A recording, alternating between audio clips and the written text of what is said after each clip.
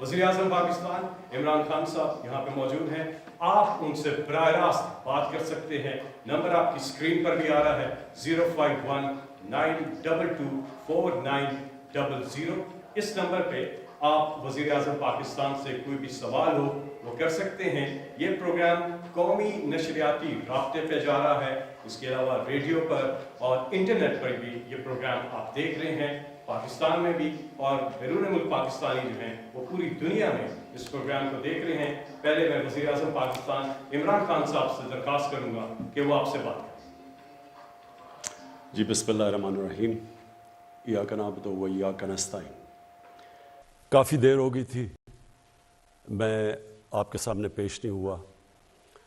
मेरी कोशिश तो ये थी कि तकरीबन हर महीने 2 महीने के बाद मैं इसी तरह आपके सवालात लूँ और आपके सामने आऊँ, और कई इश्यूज़ लोगों के सामने आते हैं जिनके जवाब वो मेरे से सुनना चाहते हैं। असूलन तो ये मुझे पार्लियामेंट के अंदर जवाब देने चाहिए, लेकिन बड़ी बदकिस्मती है हमारी कि पार्लियामेंट में वो मुझे बोलने नहीं देते, वो शोर मचा देते हैं। एक पूरा NRO का वहाँ एक क्राउड बैठा हुआ है जो कि NRO अगर नहीं दोगे तो आप बोल नहीं सकते, तो इसलिए मैं आप वहाँ बात नहीं कर सकता। तो इसलिए मैं आज आपके सामने हूँ और मैं मुंतज़िर हूँ आपके सवालात का। मैं इसलिए भी आपके सामने हूँ कि देखें, अल्लाह ने ये जो पाकिस्तान बनाया है ये एक बड़ी अजीम ख्वाब का नाम है। ये बार बार मैं कहता हूँ।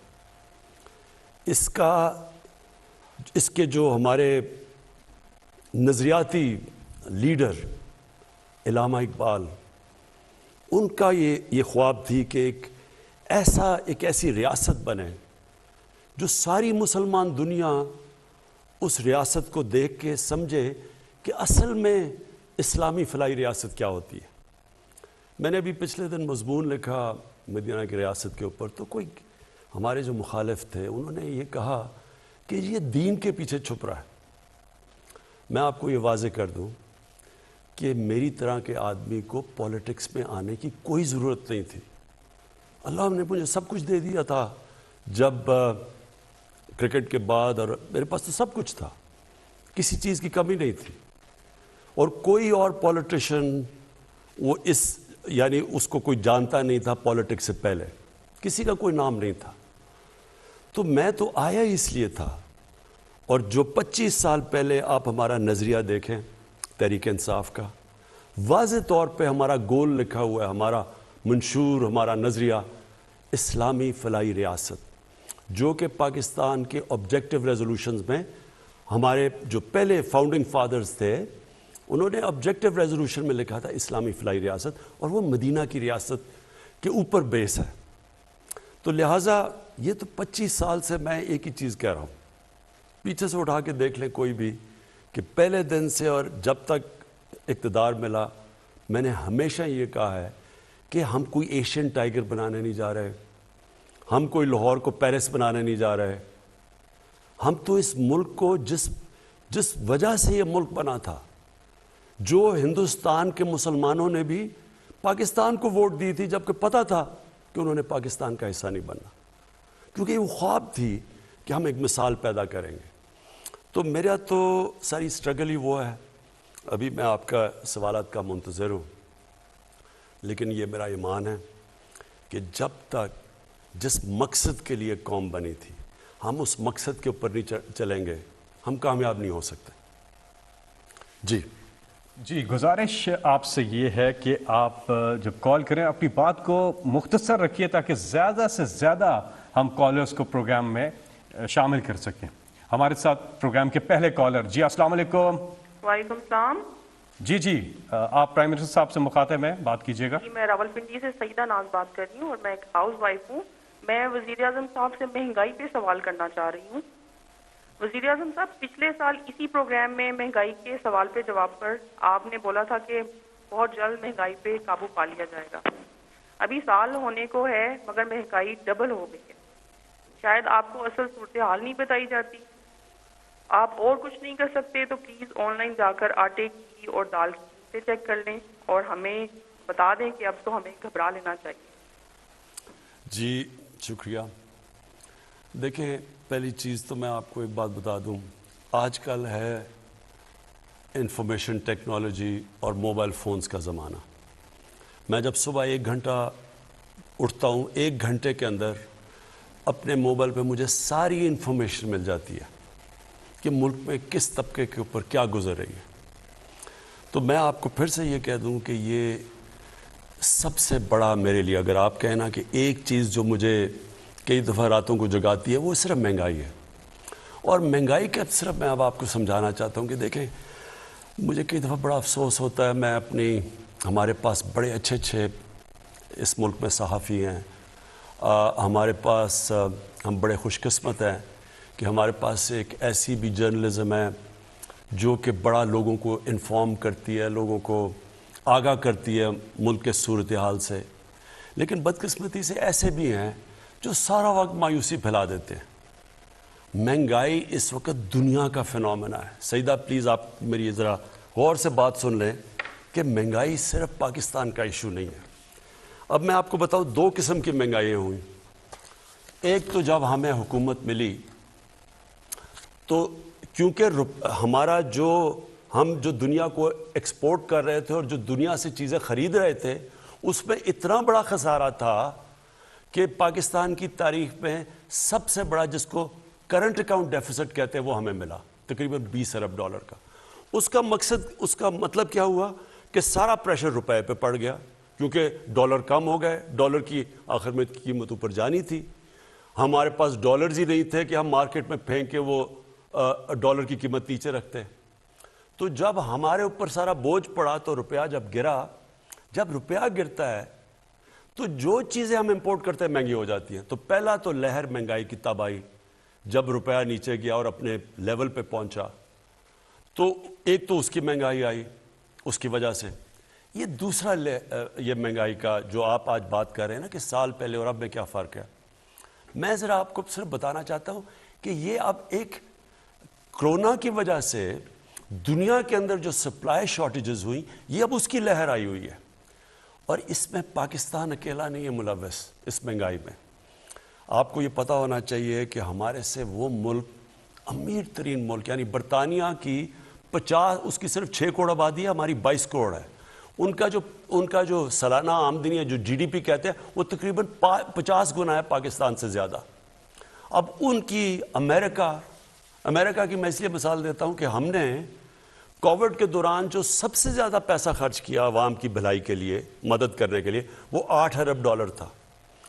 امریکہ اب تک $6,000 ارب خرچ کر چکا ہے. تو پہلے ذرا دیکھ لیں کہ ہماری حالات کیا ہیں، ان کے کیا ہیں. اب میں صرف آپ کو یہ بتانا چاہتا ہوں کہ ان ملکوں کے اندر کیا گزر رہی ہے. پہلے یہ ورلڈ فوڈ پرائسز، یہ اس وقت دنیا میں 10 سال سب سے زیادہ مہنگائی ہے. امریکہ کے اندر یہ ہیڈ لائن ہے 40 سال میں سب سے زیادہ مہنگائی ہے. جاپان کی دسمبر ہول سیل انفلیشن، یہ رائٹرز کے مطابق، یہ ان کی 20 سال میں جاپان میں مہنگائی آئی ہے. پام آئل جو کہ گھی مہنگا ہو گیا ہے، یہ دنیا کے اندر ریکارڈ اوپر چلا گیا. بدقسمتی سے ہمیں امپورٹ کرنا پڑتا ہے. یہ جو ہمارا گھی ہے 75% امپورٹ ہوتا ہے. اس کا ریکارڈ قیمتیں دگنی سے بھی اوپر چلی گئی ہیں. پھر جناب جس طرح میں نے آپ کو شروع میں کہا کہ ان کا 50 گنا زیادہ ان کی دولت ہے ہمارے سے، ان کی جو GDP ہے ہمارے سے. 30 سال میں سب سے زیادہ برطانیہ کے اندر مہنگائی ہے. فرانس کے اندر 13 سال میں سب سے زیادہ ان کے مہنگائی آئی ہے. جرمنی کی جو انفلیشن ریٹ ہے وہ 30 سال میں سب سے زیادہ ہے. یورپ، اب سارے یورپ کی بات کریں، یہ TRT کی رپورٹ ہے کہ 30 سال میں یورپ میں سب سے زیادہ مہنگائی آئی ہے. یہ صرف ایک چیز اس لیے کیونکہ یہ کھانے کو افیکٹ کرتا ہے، فرٹیلائزر، یہ جو کھاد ہے. اس وقت دنیا میں وہ خوف ہی آ گیا کہ کھاد کی کیونکہ کمی ہوئی ہے دنیا میں، اور کیونکہ گیس کم ہو گئی ہے، گیس کی قیمتیں اوپر چلی گئی ہیں، گیس سے کھاد بنتی ہے، کھاد کی کمی ہو گئی ہے. یہ بلومبرگ کہہ رہا ہے، جو کہ وہ جو میگزین دنیا میں، ساری دنیا میں اکانومیز کے اوپر لکھتی ہے، وہ بلومبرگ کہہ رہا ہے کہ یہ جو گیس کرائسس ہے، اس سے آگے کھانے کا بھی کرائسس، یعنی آگے وہ کہہ رہا ہے کیونکہ کھاد کم استعمال ہوئی اور دنیا میں کم ہے تو اس سے کھانا بھی افیکٹ ہوگا. یہاں ایک اور آرٹیکل آیا, میں صرف جلدی جلدی آپ کو اس لیے بتا رہا ہوں کہ میں چاہتا ہوں کہ ہمارے بھی میڈیا بیلنس کرے, اعتدال کرے. یعنی کہ اگر وہ کہتے ہیں ہم مہنگائی ہے, تو یہ بھی لوگوں کو بتا دیں کہ یہ کیا پاکستان میں صرف مہنگائی ہے, یا اس وقت وہ ملک جو ہمارے سے امیر ترین ملک ہیں ان کے اوپر کیا گزر رہی ہے. یہاں کینیڈا کا ذرا سن لیں. کینیڈا کے 40% لوگ آگے سے ان کو فکر پڑی ہوئی ہے کہ وہ کھانے کے اوپر ان کے پاس وہ پیسہ نہیں ہوگا وہ کھانے کی خوراک لینے کا, کیونکہ مہنگائی کی وجہ سے. اب کینیڈا میں یہاں سے لوگ کروڑوں روپیہ خرچ کرتے ہیں کینیڈا کی سٹیزن شپ لینے میں, کیونکہ وہاں خوشحال ہیں. ادھر کے اندر مسئلہ آیا ہوا ہے. تو میں صرف یہ آپ کو یہ کہنا چاہتا ہوں کہ دیکھیں, پہلے تو ایک سمجھ جائیں کہ جو کرونا ہے, جو کرونا کی پینڈیمک ہے, یہ ایک صدی میں 100 سال میں اتنا بڑا کرائسس آیا ہے دنیا کا. یہ اس میں ساری دنیا متاثر ہوئی ہے, ساری دنیا میں غربت بڑھی ہے. امریکہ کے اندر جو جس طرح 6 ہزار ارب ڈالر خرچ کیا انہوں نے کرونا کے ایفیکٹس دور کرنے کے لیے, وہاں لائنیں لگی ہوئی ہیں لوگوں کی کھانے کی چیزیں لینے کے لیے. تو دیکھیں ہم اس کا حصہ ہیں. جو چیز ہم امپورٹ کرتے ہیں وہ افیکٹ ہو گیا. تیل کی قیمت دگنی ہو گئی ہے, بلکہ میں دیکھ رہا تھا کہ وہ شاید اور اوپر چلی جائے. تو اس کا امپیکٹ پڑتا ہے ساری سوسائٹی پہ. بجلی پہ پڑتا ہے, تیل مہنگا ہوتا ہے, ٹرانسپورٹ پہ پڑتا ہے, مہنگائی ہوتی ہے. اور پھر اب میں آپ کو ایک اور, کیونکہ مہنگائی بہت بڑا سبجیکٹ ہے, اس کے اوپر میں صرف 2 منٹ اور آپ کے لینا چاہتا ہوں. پاکستان کے اندر سب سے زیادہ جو مہنگائی کا امپیکٹ کون سے طبقے کو ہوا ہے؟ تنخواہ دار طبقے کو. تنخواہ دار طبقہ بدقسمتی سے جن کی سیلریز ہیں, جیسے جیسے مہنگائی ہوئی ہے یہ متاثر ہوا. لیکن میں آپ کو دوسری طرف یہ بتا دوں کہ کیونکہ پاکستان کے اندر اس وقت اللہ کا کرم ہے کہ ہماری گروتھ ریٹ بڑی ہے, اس کے اوپر میں بعد میں بات کروں گا.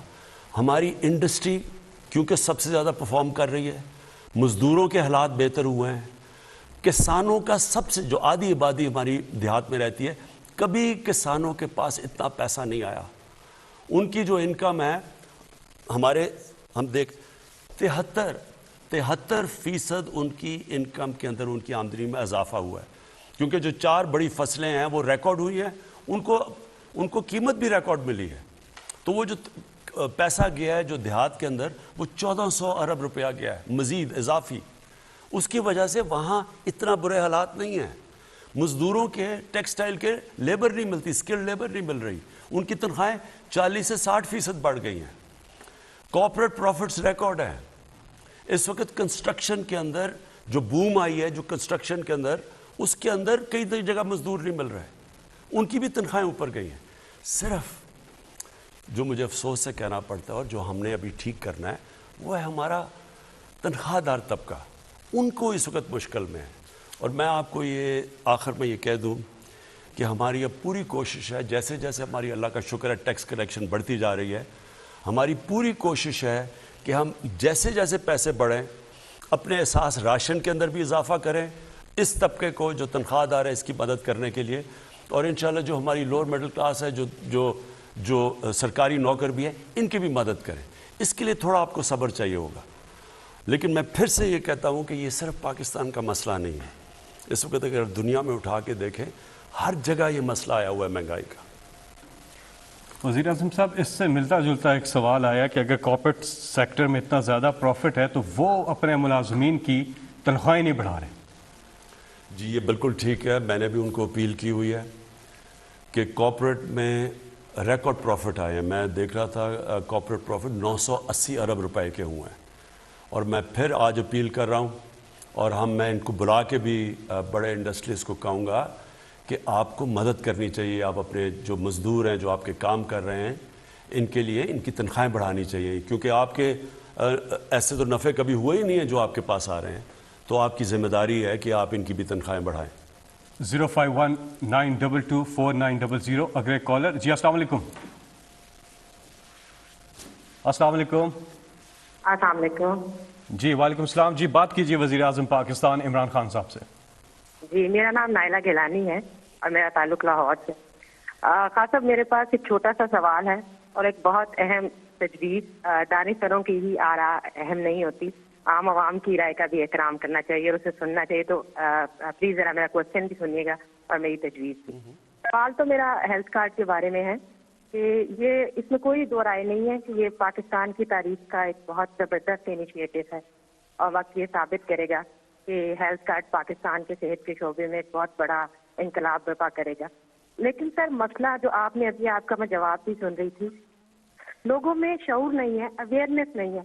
آپ کے اتنے بڑے بڑے انیشیٹوز ہیں، احساس، ہیلتھ کارڈ اور یہ کنسٹرکشن انڈسٹری والا بھی، لیکن لوگوں کو پتہ ہی نہیں ہے. یہ مہنگائی کا سب کو پتہ ہے، لیکن اس مہنگائی کو کم کرنے کے لیے جو آپ، یعنی ایک ہیلتھ کارڈ ایک ایسا انیشیٹو ہے جسے استعمال کر کے عام آدمی کی جو جیب سے صحت کا خرچہ تھا وہ کم ہو رہا ہے نا. لیکن ان کو پتہ ہی نہیں ہے کہ انہوں نے اس کو کیسے استعمال کرنا ہے، اور ہر انسان کی ایکسیس میں ہے، ہر انسان کے پاس ہے، یہ ان کو نہیں معلوم. اور سر دیکھیں یہ بہت بڑا، مجھے اپنی میڈیا ٹیم کے لیے کہنا پڑے گا کہ اگر 4 پل اور 4 سڑکیں بنا کے شہباز شریف پنجاب کا ہیرو بن سکتا ہے اور ایک اسٹیبلش ہیرو سے زیرو بن رہا ہے، تو sir I am sorry to say but it's a huge failure on behalf of your media team. وہ کیا کہہ رہی ہے؟ کیوں نہیں بتاتی ہے عوام کو کہ آپ کے پازیٹیو امیج کیا ہے، آپ کیا اچھے اقدامات جو کر رہے ہیں اس کا کیا فائدہ ہے عوام کو؟ عوام کیوں پی ٹی آئی کی گورنمنٹ کو گالیاں دے رہی ہے؟ جی شکریہ. دیکھیں ایک میرا ایمان ہے کہ تھوڑی دیر کے لیے آپ سب کو پاگل بنا سکتے ہیں اور زیادہ دیر کے لیے صرف تھوڑے سے لوگوں کو آپ پاگل بنا سکتے ہیں، لیکن سارا وقت اب سب کو پاگل نہیں بنا سکتے. ہوا یہ ہے کہ جب سے ہماری حکومت آئی ہے 4 کرائسس ہمارے سامنے آئے ہیں. سب سے بڑا کرائسس کہ پاکستان بینکرپٹ تھا، ہمارے پاس پیسے نہیں تھے، باہر کی جو ہم نے قرضے لیے ہوئے تھے ان کی قسطیں وہ ادا کرنے کے لیے. ہمارے سب سے کم جو ریزروز آپ کے ہوتے ہیں نا، فورن ایکسچینج ڈالر ریزروز، وہ سب سے کم تھے، اور وہ اتنے نہیں تھے کہ ہم اپنی اوبلیگیشن جو باہر ہم نے جو قرضے لیے ہوئے تھے یا جو قسطیں دینی تھی ہمارے پاس وہ نہیں تھے، ڈیفالٹ کے قریب تھے. دوسری چیز ہمارا جو خسارہ تھا فسکل ڈیفیسٹ وہ بھی تاریخی تھا. پھر بجلی کے آخری سال صرف بجلی کی جو سرکولر ڈیٹ تھی، یعنی جو بجلی کا وہ 480 ارب روپیہ تھا. سو یہ ساری چیزیں ہمیں ملیں اور وہ شروع کا صرف اور صرف جو ہمارا وقت تھا کہ ملک کو سٹیبلائز کریں، کسی طرح کہ بالکل ہی ملک بیٹھ نہ جائے، وہ ہم نے کیا کامیابی سے. اور پھر کرونا آ گیا اور وہ آپ کے سامنے ہے کرونا. وہ پھر سے میں ریپیٹ کرتا ہوں، 100 سال میں یہ سب سے بڑا دنیا کا کرائسس جس کو پینڈیمک کہتے ہیں، یہ دنیا کا 100 سال میں سب سے بڑا کرائسس آیا. اس کے بعد یہ آ گیا ویو، یہ جو میں ابھی بات کر رہا ہوں، یہ دنیا میں جو مہنگائی آئی ہے یہ کرونا کی وجہ سے سپلائی شارٹیجز ہوئی، یعنی کہ چیزیں بند ہو گئیں دنیا میں. جب چیزوں کی کمی ہوئی ان چیزوں کی قیمتیں اوپر چلی گئیں. تو یہ جو میں آج ساری دنیا میں مہنگائی آئی ہوئی ہے، آپ قزاقستان میں وہ پبلک سڑکوں کے اوپر آ گئی، ہر جگہ سیریل، یعنی دنیا کے اندر یہ مشکل پڑی ہوئی ہے. تو وہ ہمارے اوپر آ گیا، یہ جو امپورٹڈ انفلیشن کہیں جو مہنگائی ہے. اور پھر افغانستان کا مسئلہ آ گیا. افغانستان کا کیا ہوا؟ جیسے جب جو وہ چینج آئی گورنمنٹ کی تو لوگوں نے اس خوف میں کہ حکومت وہاں کیونکہ ایڈ کے اوپر چلتی تھی، 70% ایڈ آتی تھی، تو نئی حکومت ان کو اس خوف سے کہ گورنمنٹ شاید بیٹھ نہ جائے، انہوں نے ڈالر خریدنے شروع کر دیے اور پاکستان سے ڈالر افغانستان جانے شروع ہو گئے، جس سے ہمارے روپے پہ پریشر پڑ گیا.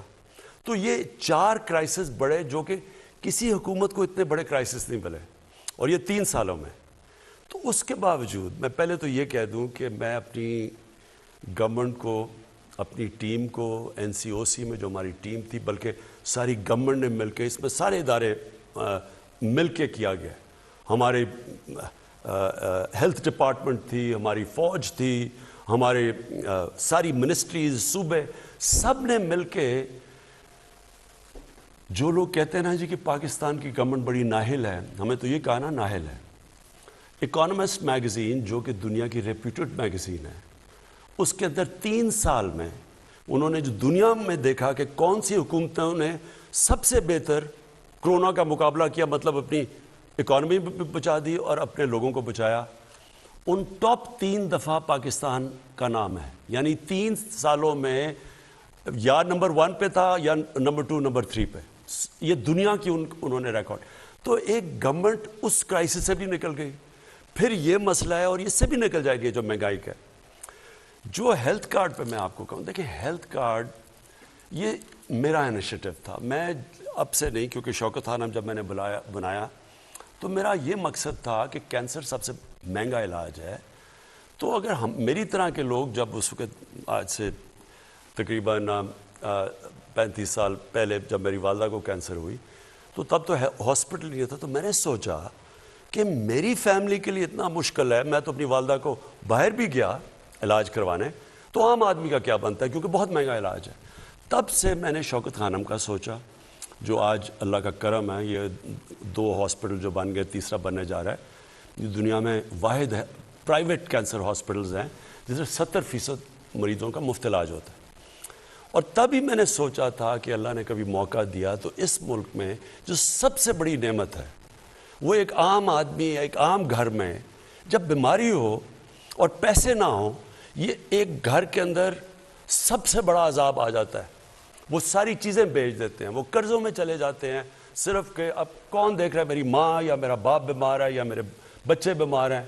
وہ سب کچھ لوگ داؤ پہ لگا دیتے ہیں صرف ان کا علاج کروانے کے لیے. تو تب سے میں نے سوچا تھا ہیلتھ انشورنس کا, کہ ہر گھر کے پاس 10 لاکھ روپیہ ہو, کسی بھی ہسپتال میں جا کے علاج, گورنمنٹ میں نہیں, کسی بھی ہسپتال میں جا کے اپنا علاج کروا سکے. اور یہ بڑا رسک ہے, بڑا. پنجاب نے صرف 400 ارب روپیہ اس پہ لگایا ہے. کبھی اس ملک کی تاریخ میں کسی نے سوچا ہے کہ سوشل ویلفیئر کے لیے اتنا زیادہ پیسہ لگاؤ؟ کبھی کسی نے سوچا, کبھی ذہن میں بھی کسی کے آیا؟ یہاں تو وہ لوگ بیٹھے ہوئے ہیں جو ٹیسٹ کروانے کے لیے لندن چلے جاتے ہیں, سارے ان کے علاج اور ان کے رشتہ داروں کے باہر ہوتے ہیں. ان کو کیا پتا چلے کہ عام آدمی کے اوپر کیا گزرتی ہے؟ تو یہ صرف ہیلتھ کارڈ نہیں ہے, یہ ایک ہیلتھ سسٹم ہے. اس سے کیا ہوگا؟ ہوتا کیا, صرف بڑے شہروں کے اندر پرائیویٹ ہاسپٹلز بھی ہیں اور ڈویژن ہیڈ کوارٹرز پہ جا کے گورنمنٹ ہاسپٹل بھی تھوڑا بہت علاج کرتے ہیں. لیکن آپ ڈسٹرکٹس میں, دیہات میں چلے جائیں, وہاں ہاسپٹل ہی نہیں ہے. وہاں اگر ڈسٹرکٹ ہاسپٹل میں ڈاکٹر نہیں ملتے ہیں, وہ آگے شہروں میں آنا چاہتے ہیں. تو یہ جو ہیلتھ کارڈ کا مطلب یہ ہوگا کہ اب دیہاتی علاقوں میں بھی, کیونکہ ہر انسان کے پاس ایک ہیلتھ کارڈ ہوگا, تو وہ جا کے پرائیویٹ سیکٹر کے ہاسپٹل جائیں گے اب دیہاتوں میں, کیونکہ اب لوگوں کے پاس تو ہوگا نا, وہ جا کے اپنے علاج کے لیے پیسے دے سکتے ہیں. تو انشاءاللہ یہ صرف ہیلتھ کارڈ ہی نہیں ہے, اور یہ پاکستان کی تاریخ کا سب سے بڑا سوشل ویلفیئر کا پروگرام ہے جو ہمیں فلاحی ریاست کی طرف لے کے جا رہا ہے. لیکن یہ ہیلتھ سسٹم بھی ہے. اس سے ہسپتالوں کا, پرائیویٹ سیکٹر ہسپتالوں کا جال پھیلے گا, اور پرائیویٹ سیکٹر ہاسپٹلس کے لیے ہم پوری کوشش کر رہے ہیں ان کو سستی زمینیں دیں, ان کی ساری جو اکوپمنٹ باہر سے ہے وہ ڈیوٹی فری ہو, تاکہ وہ پھر اگر وہ پیسہ بنائیں گے تو وہ ان علاقوں میں جائیں گے اور ہمیں, ہمارے لوگوں کو علاج ملے گا. جی, خیبر پختونخوا کے بعد اب پنجاب پورے کو بھی ہیلتھ کارڈ دیا جا رہا ہے, اور لاہور ڈویژن سے آپ کا تعلق ہے, راولپنڈی ڈویژن سے تعلق ہے, تو آپ ابھی 8500 پہ اپنا شناختی کارڈ نمبر بھیجیں اور آپ کو جوابی SMS آئے گا. اس کے بعد ڈیرہ غازی خان, سہیوال, فیصل آباد, ملتان, بہاولپور, گجرانوالہ, اور اس کے بعد پھر سرگودا. مارچ کے آخر تک پورا پنجاب کمپلیٹ ہو گیا. یہاں پر ہم ایک وقفہ لیں گے اور اس کے بعد پھر واپس آتے ہیں. ایک بار پھر خوش آمدید. نمبر آپ کی اسکرین پہ بھی آ رہا ہے, وزیر اعظم پاکستان سے آپ بات کر سکتے ہیں اس نمبر پہ 0519224900. اگلے کالر ہمارے ساتھ ہیں کون؟ جی السلام علیکم. وعلیکم السلام. جی, کون صاحب کہاں سے, اور آپ مخاطب ہیں وزیر اعظم پاکستان عمران خان صاحب سے؟ عدیل اشرف بات کر رہا ہوں برے والا سے. میرا وزیر اعظم پاکستان سے سوال یہ ہے کہ کرونا کو تقریباً 2 سال ہو گئے ہیں, اور کرونا کی وجہ سے یہ ہمارے کاروبار جو کیٹرنگ, ہوٹل, یہ شادی ہال اور یہ ٹرانسپورٹ سے وابستہ جتنے بھی لوگ ہیں یہ بے روزگار ہو گئے. ان کے حالات نہیں ہیں, تو مہربانی کر کے ان کے لیے کوئی ریلیف دیا جائے, کیونکہ ایسے لگ رہا ہے کہ کرونا نے آگے اور مزید چلنا ہے. ٹھیک, دیکھیں یہ پھر سے میں کہوں گا صدی میں ایک دفعہ اس طرح کا پینڈیمک آتی ہے اور آپ کے سامنے حالات ہیں دنیا کے اندر جو تباہی مچائی ہے اس نے. ہم تو ان ملکوں سے ہیں جو اللہ نے خاص کرم کیا اپنا ہمیں بچا لیا, لیکن یہ آپ بات ٹھیک کہہ رہے ہیں کہ اب یہ 5واں ویو آیا ہوا ہے, اور میں پھر سب سے تاکید کروں گا کہ آپ ماسک ضرور پہنیں پبلک کے اندر, کیونکہ بڑی تیزی سے پھیلتا ہے یہ جو اومیکرون ہے, یہ جو نیا اس کی ویریئنٹ آیا ہے کرونا کا. لیکن میں یہ بھی آپ کو کہوں گا کہ ہم نے کوئی اپنی بزنسز بند نہیں کرنی, ہم نے احتیاط کرنی ہے, لیکن جو کاروبار ہے اس کو ہم نے بند نہیں کرنا, کیونکہ جو پہلے دن سے میری یہ سوچ تھی, اور میں دیکھ رہا تھا کہ برطانیہ میں اب جو میں نے پہلے دن سے فیصلہ کیا تھا کہ ہم نے اپنے غریب طبقے کو بچانا ہے, اور ہم نے کاروبار پورا لاک ڈاؤن نہیں لگانا, اور ہم یہ سمارٹ لاک ڈاؤن کی طرف آئے تھے. اور میری بڑی تنقید ہوئی تھی, اپوزیشن نے 3 مہینے, مجھے یاد ہے اسمبلی میں انہوں نے جس طرح کی باتیں کہی تھی, اور بلکہ نریندر مودی کی مثال دے دی تھی کہ دیکھو وہ ہندوستان میں کتنا اچھا کر رہا ہے. لیکن اللہ کا شکر ہے کہ کیونکہ ہو سکتا ہے کہ اس نے دیکھا ہو کہ ہماری نیت اپنے غریب آدمی کو بچانے کی تھی, اور ہم نے وہ لاک ڈاؤن نہیں لگایا, اس لیے آج دنیا ہماری مثال دیتی ہے. برطانیہ کے پرائم منسٹر نے کہا, حالانکہ ان کے کیسز ہمارے سے بہت تیزی سے بڑھے ہوئے ہیں, ان کی اس وقت کرونا کے جو کیسز برطانیہ میں ہیں پاکستان سے چھوڑے دنیا میں تیز ترین اوپر جا رہے ہیں, اس کے باوجود وہ کہہ رہا ہے کہ میں نے پورا لاک ڈاؤن نہیں لگانا. اب یہ امیر ترین ملک ہیں, وہ بھی سمجھ بیٹھے ہیں کہ جب آپ بند کریں گے ملک کو تو سب سے پہلے نچلا طبقہ پسے گا. کرونا کے اندر جو سب سے زیادہ فائدہ ہوا ہے امیر ترین لوگوں کو ہوا ہے. امریکہ کے جو امیر ترین لوگ ہیں ان کا جو آمدنی ہے وہ کئی گنا بڑھ چکی ہے, لیکن نچلا طبقہ ساری دنیا میں پسا ہے. اس لیے ہم نے یہ بیلنس کرنا ہے, احتیاط کرنا ہے. میں آج بھی آپ کو سب کو کہوں گا کہ ماسک پہن کے پبلک میں جائیں, تاکہ ہمارے ہاسپٹلوں کے اوپر پریشر نہ پڑے. ابھی تک اللہ کا کرم ہے کہ کوئی ایسا پریشر نہیں ہے, لیکن جتنا آپ احتیاط کریں گے وہ ہمارے لیے آسانی ہو جائے گی. اور انشاءاللہ یہ جو 5واں ویو آیا ہوا ہے کووڈ کا, یہ بھی اس سے بھی ہم نکل جائیں گے. جی السلام علیکم. جی وعلیکم السلام. جی کون صاحب کہاں سے آپ مخاطب ہیں؟ ملک اختر شہباز بروچ چکوال سے. جی جی میرا سر آج سوال یہ ہے کہ آج کل ہر طرف سوشل میڈیا پہ, پرنٹ میڈیا پہ ایک ہی خبریں چل رہی ہیں. کبھی کہتے ہیں ایمرجنسی لگ رہی ہے ملک میں, کبھی کہتے ہیں صدارتی نظام آ رہا ہے, اس کی بھی خبریں بھی چل رہی ہیں, میڈیا پہ بھی بحث ہو رہی ہے. میرا سوال یہ ہے کہ کیا خان صاحب آپ بھی صدارتی نظام چاہتے ہیں یا محض یہ ایک پراپگنڈا ہے؟ دیکھیں ملک صاحب, آپ کو پتہ نہیں یاد ہے, لوگوں نے پتہ نہیں, میرا جو پہلی دفعہ جب میں پرائم منسٹر بنا تو میں نے قوم سے خطاب کیا, تو میں نے قوم کو ایک چیز کہی تھی کہ آپ کو بڑا شور ملے گا اور ساری جگہ سے آوازیں آئیں گی کہ ملک تباہ ہو گیا, یہ ہو گیا, نااہل ہے, یہ ختم ہو گیا.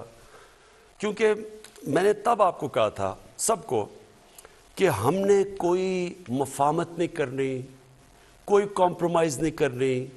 اس ملک کے وہ جو بڑے بڑے ڈاکو ہیں, میں واضح کرتا ہوں, یہ چور نہیں ہیں, یہ ڈاکو ہیں. میں 30 سال میں پولیٹکس میں آیا ان کے خلاف تھا, نہیں تو میں پھر سے کہتا ہوں, جس آدمی کو اللہ نے سب کچھ دیا ہے اس کو کیا ضرورت پڑی تھی کہ اپنی زندگی ساری لگائے, اپنا گھر بار سارا کچھ لگا کے ایک گھٹیا لوگوں سے ہر روز برے بھلی گالیاں سنیں. لیکن میں اس کو جہاد سمجھتا ہوں. تو میں نے شروع میں کہا تھا کہ جب بھی, کیونکہ میں نے ان سے کوئی مفاہمت نہیں کرنی, انہوں نے مجھے بلیک میل کرنا کہ کسی طرح ہمیں NRO دے دو. جو جنرل مشرف نے اس ملک کے اوپر سب سے مارشل لاء سے زیادہ اس نے ظلم کیا تھا, ان 2 بڑے گھرانوں کو NRO دے کے, یعنی ان کی چوری معاف کر کے. اور اس قوم نے جو قیمت اٹھائی ہو اس کی ہم آج بھگت رہے ہیں کہ آدھا پیسہ جو ہم اکٹھا کرتے ہیں ٹیکس سے, وہ آدھا پیسہ چلا جاتا ہے ان کے لیے وہ قرضوں کی قسطوں کے اوپر. تو ملک چلائیں کیسے, کہ لوگوں کے کیسے تعلیم دیں, صحت دیں, سٹرکچر ٹھیک کریں, کیسے کریں, جبکہ آدھا پیسہ ان قرضوں پہ جاتا ہے, قسطوں پہ جو انہوں نے لیے ہوئے ہیں. اور انہوں نے جس طرح بے دردی سے 10 سالوں میں, کیونکہ ان کو NRO مل گیا تھا, اپنا نیب ان کا بٹھا دیا, جس طرح انہوں نے اس ملک سے کیا ہے. یہ اب مجھے بلیک میل کرنے کی کوشش کر رہے تھے کہ جی اب چلیں ہم اس کو بلیک میل کریں گے, اس کو شاید کرسی اتنی پسند ہے کہ یہ بھی آخر میں جا کے جنرل مشرف ہی کہے گا اچھا جی میں آپ سے NRO کے نام پہ میں آپ سے سمجھوتا کر دیتا ہوں, اپنے پیسے رکھ لو. اب میں اس کو سمجھتا ہوں کہ یہ ملک کی سب سے بڑی غداری ہے اگر میں یہ کروں گا, اور اس لیے یہ افراتفری پھیلائی ہوئی ہے. جو ٹی وی پہ آتا ہے جو تباہ ہو گیا ملک میں یہ ہو گیا, غربت بڑھ گئی. میں ذرا آپ کے سامنے پہلے یہ ذرا رکھتا ہوں نا, انہوں نے کہا کہ غربت بڑھ گئی ہے. یہ میرے پاس ورلڈ بینک کی فگرز ہیں. یہ چلیں ہم تو کہیں گے تو لوگ کہیں گے یہ ٹھیک نہیں, ورلڈ بینک تو ہمارے سے نہیں آرڈرز لیتا نا. ورلڈ بینک کی فگر ہے کہ 4 کیٹیگریز انہوں نے بنائی کہ 4 کلاسز ہیں کہ اگر آپ ڈالر کی 5.5 پر کیپٹا دیکھیں تو اس کے اندر کتنی غربت ہے, پھر 3.2 پر کیپٹا اس کے اندر کتنی غربت ہے, 1.9 پر کیپٹا تو اس کی کتنی ہے. تو انہوں نے 4 کیٹیگریز رکھی ہیں. چاروں کیٹیگریز میں ورلڈ بینک کہتا ہے کہ چاروں کیٹیگریز میں غربت کم ہوئی ہے. پہلے میں 0.6% کم ہوئی, دوسرے میں 1.4% کم ہوئی غربت, تیسرے میں 2.9% کم ہوئی, اور آخری میں 0.6% کم ہوئی. اس کا مطلب کہ ہمارے دور میں تو غربت کم ہوئی ہے. تو آپ اگر یہ دیکھیں, ان کا شور دیکھیں تو لگتا ہے کہ ملک تباہ ہو گیا. اب یہ دوسری چیز میں آپ کے سامنے رکھنا چاہتا ہوں کہ ورلڈ بینک نے ایک اور چیز کہی. ابھی انہوں نے ورلڈ بینک نے پاکستان کی خود ویریفائی کر کے انہوں نے فگرز لگائی ہے کہ پاکستان میں جو دولت میں اضافہ ہوا ہے, یعنی جی ڈی پی میں اضافہ ہوا ہے, سالانہ جی ڈی پی میں, سالانہ دولت میں جو اضافہ ہوا ہے وہ 5.37% ہے. اب 5.37% جب کرونا کا مقابلہ کر رہا ہے ملک, جو ساری دنیا میں, ہندوستان میں تو نیگیٹو میں گئی ہے ان کی گروتھ ریٹ, تو ادھر جب پاکستان کا اضافہ ہوا ہے تو یہ کیسے کہہ رہے ہیں کہ غربت بھی بڑھ گئی, ملک بھی تباہ ہو گیا.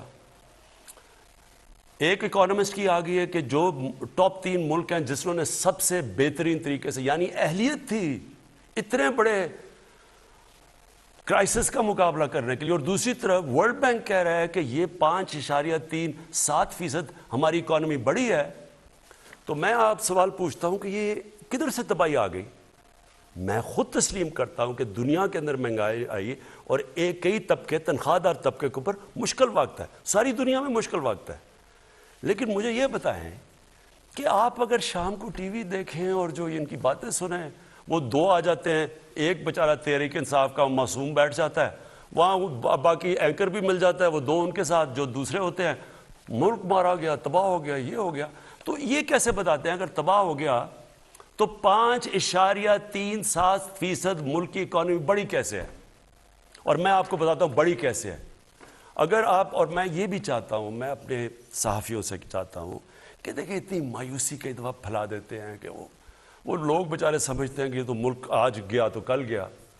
یہ ملک اس وقت دنیا میں مثال دی جا رہی ہے جو سب سے بہتر نکلا ہے کرونا سے. اور یہ آپ ذرا سنیں کدھر کدھر فائدہ ہوا ہے ہم نے پالیسیز بنائی. سب سے پہلے کنسٹرکشن, پاکستان کی کنسٹرکشن انڈسٹری کے اندر جو بوم آئی ہوئی ہے وہ میں آپ کو بتاؤں. انہوں نے کہا نا کہ جی, مجھے کہتے تھے کہ جی انہوں نے کہا ہم گھر بنائیں گے اور یہ کریں گے اور ہم عام لوگوں کے لیے موقع دیں گے گھر بنانے کا. آپ ذرا یہ سنیں, اور یہ ساری جو میں آپ کو اعداد و شمار دے رہا ہوں یہ آپ اپنے موبائل سے چیک کر سکتے ہیں, یہ پوچھ سکتے ہیں. سب سے پہلے جی جو بینکوں کے اندر, یہ پہلی دفعہ پاکستان میں ہو رہا ہے کہ بینک چھوٹے لوگوں کو قرضے دے رہے ہیں گھر خریدنے کے لیے, اور اس کے لیے ہمیں بڑی محنت کرنی پڑی. وہ ایک ہوتا ہے فورکلوجر لا, وہ ہم نے جا کے اس کو عدالت میں لڑنا پڑا اور بڑی دیر سے 30 سالوں سے پھنسا ہوا تھا جو ہم نے کروایا. تو آج صرف پہلے یہ دیکھ لیں کہ 290 ارب کے لوگوں نے قرضے مانگے ہیں بینک سے. یہ کبھی پاکستان کی تاریخ میں نہیں ہوا. اس میں سے 123 جو اپلیکیشنز ہیں وہ بینکوں نے اپروو کر دیے, پرائیویٹ بینکس ہیں. اس میں سے 40 ارب روپیہ دے چکے ہیں لوگوں کو اپنے گھر بنانے کے لیے. یہ وہ لوگ ہیں جو کبھی سوچ نہیں سکتے تھے اپنا گھر بنانے کے لیے کیونکہ وہ کرائے کے گھروں میں رہ رہے تھے. اب جتنا وہ کرایہ دیتے ہیں اتنی وہ آپ قسطیں دے رہے ہیں اپنا گھر بنانے کی جو ساری دنیا کے اندر جو آپ قرضہ دے کے اپنے گھر لیتے ہیں، جس کو مورگیج فائنینسنگ کہتے ہیں انگریزی میں، وہ پاکستان میں پہلی دفعہ شروع ہو گئی ہے. اب عام تنخواہ دار طبقہ اپنا گھر بنا سکے گا. پہلی چیز، ہماری جو گورنمنٹ کی منسٹری ہے 45,000 گھر یونٹس بن رہے ہیں اس وقت. 45,000 گورنمنٹ کے جو یونٹس اس وقت ہم بنا رہے ہیں، اور یہ ہماری اسکیم تھی. پرائیویٹ سیکٹر کے اندر اب یہ سننے والی بات ہے، کیونکہ ہم نے کنسٹرکشن میں بڑی لوگوں کو چھوٹ دی، ہم نے ان کو انسینٹیوائز کیا، ان کے لیے ان کے رکاوٹیں دور کی. 324 پروجیکٹس ہیں کنسٹرکشن انڈسٹری میں، اور اس میں 30 لاکھ گھر بن رہے ہیں. 324 پروجیکٹس ہیں، 30 لاکھ اس وقت گھر کنسٹرکٹ ہو رہے ہیں. اس سے آپ یہ سمجھ جائیں کہ جو آپ سوچیں کہ جب آپ گھر بنتا ہے تو اس کے گھر کے اوپر 30 انڈسٹری اس کے ساتھ ہوتی ہیں، یعنی کسی نے دروازہ ہونا، کسی نے لاکس بنانے ہوتے ہیں، ٹائلز وغیرہ وغیرہ، 30 انڈسٹریز. تو آپ سوچیں کہ اس سے اس ملک میں گروتھ ریٹ تو اس لیے بڑھی ہے، اکنامک ایکٹیویٹی بڑھتی ہے تو گروتھ ریٹ بڑھتی ہے. اس کے بعد اب کسانوں پہ آ جائیں. میں صرف کسانوں 4 ہماری کپاس، گنا، چاول اور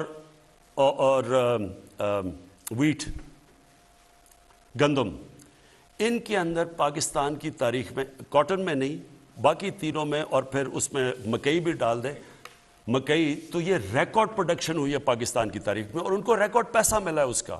اس کی وجہ سے ان کے جو پیسہ گیا ہے دیہاتوں کے اندر، میں ذرا یہ آپ کو دکھا دوں کہ ہر 73% ان کی انکم بڑھی ہے. اس کا مطلب کیا؟ ہم نے عام فیملی کا کیا ہے کہ ہر فیملی کو 1,65,000 اضافہ ہوا ہے ان کی آمدنی کے اندر. یہ دیہات کے اندر میں بات کر رہا ہوں. اس کے بعد آگے چلے جی، انڈسٹری، لارج سیل انڈسٹری، بڑے مزدوروں کو نوکریاں ملتی ہیں. 10% اضافہ ہوا ہے آج ہماری لارج سکیل مینوفیکچرنگ پہ. میں بات کر رہا ہوں کہ کیوں یہ 5.37% گروتھ ریٹ میں اضافہ ہوا ہے. ہماری لارج سکیل مینوفیکچرنگ میں 10% گروتھ ہوئی ہے، دیر کے بعد ہوئی ہے.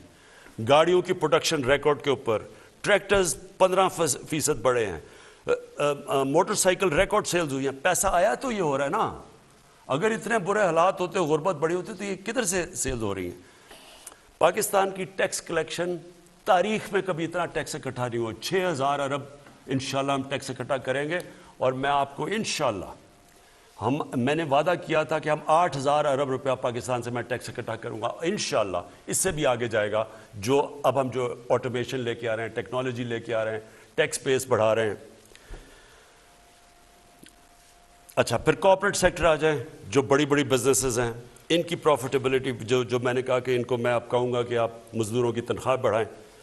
انہوں نے 930 ارب روپے کا فائدہ ہوا ہے. انہوں نے یہ 2021 کے سال میں ان کی پروفٹ بڑھے ہیں، ان کی پروفٹس میں اضافہ ہوا ہے. پرائیویٹ کریڈٹ آف ٹیک، یعنی جو انہوں نے پرائیویٹ کنسرنز ہیں، جنہوں نے انویسٹ کرنا ہے، جنہوں نے سرمایہ کاری کرنی ہے، انہوں نے ریکارڈ ان کے کریڈٹ میں، یعنی ان بینکوں سے انہوں نے پیسہ لیا ہے انویسٹ کرنے کے لیے، جو 10 سال میں سب سے زیادہ لیا ہے، اور وہ 1 ٹریلین 1100 ارب روپے کا انہوں نے لیا ہے. ہمارا آئی ٹی سیکٹر جو فیوچر ہے وہ آئی ٹی کی ہے، اور پہلی دفعہ ہم نے انسینٹیوز دیے آئی ٹی سیکٹر کو.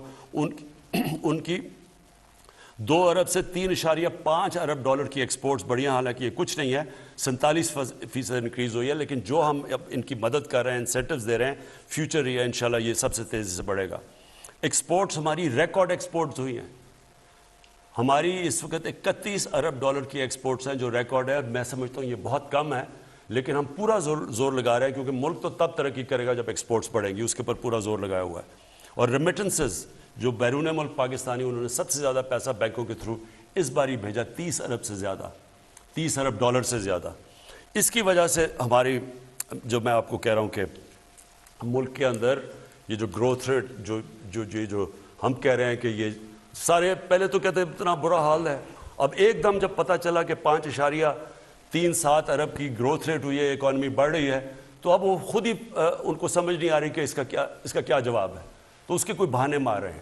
میری پھر سے اپنی میڈیا سے لوگوں سے میری آپ سے ریکویسٹ ہے کہ دیکھیں تنقید بہت ضروری ہوتی ہے ایک ملک کے لیے، اور میں پھر سے کہتا ہوں میں 50 سال سے میں تو پبلک آیا میں ہوں، میں تو تنقید سنتا آیا ہوں، اور تنقید کو ایک اچھی چیز ہوتی ہے، لیکن ایک پروپیگنڈا ہوتا ہے، ایک فیک نیوز ہوتا ہے، جو جان کے فیک نیوز کے ذریعے ایک ملک میں یہ جو مایوسی پھیلائی جا رہی ہے، جی تباہ ہو گئے، مارے گئے، جی ملک ختم ہو گیا، یہ وہ لوگ ہیں جو مافیاز ہیں۔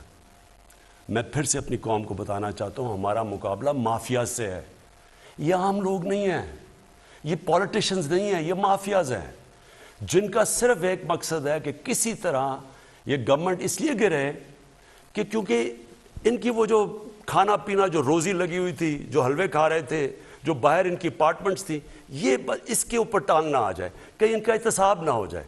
اور یہ بیٹھ کے، اور اس کے اندر میڈیا میں لوگ بیٹھے ہوئے ہیں، افسوس سے کہنا پڑتا ہے کہ وہ ان کے ساتھ مل کے مسلسل مایوسی پھیلا رہے ہیں۔ تو ان سے میں آج یہ پوچھتا ہوں کہ اس کا کیا جواب ہے کہ آپ نے تو جو جس طرح کی مایوسی پھیلائی ہے، بتائیں کہ یہ گروتھ ریٹ 5.37% کی کیسے ہوئی ہے؟ اور یہ ہم نہیں کہہ رہے، یہ ورلڈ بینک کہہ رہا ہے۔ یہ جو ساری میں نے سیکٹرز کے اندر گروتھ ہو رہی ہے، یہ بڑھ رہے ہیں، یہ کیسے ہو رہا ہے؟ اگر یہ اتنے برے حالات تھے تو یہاں تو آج بینکرپٹ ہونا چاہیے تھا لوگوں کو۔ اس وقت تو لوگوں بے روزگاری بڑھنی چاہیے تھی، روزگار بھی بڑھ رہا ہے، غربت بھی کم ہو رہی ہے، ملک کی دولت میں بھی اضافہ ہو رہا ہے، ٹیکس کلیکشن بھی بڑھ رہی ہے، ایکسپورٹس بھی بڑھ رہی ہیں۔ تو یہ مایوسی کس چیز کی ہے؟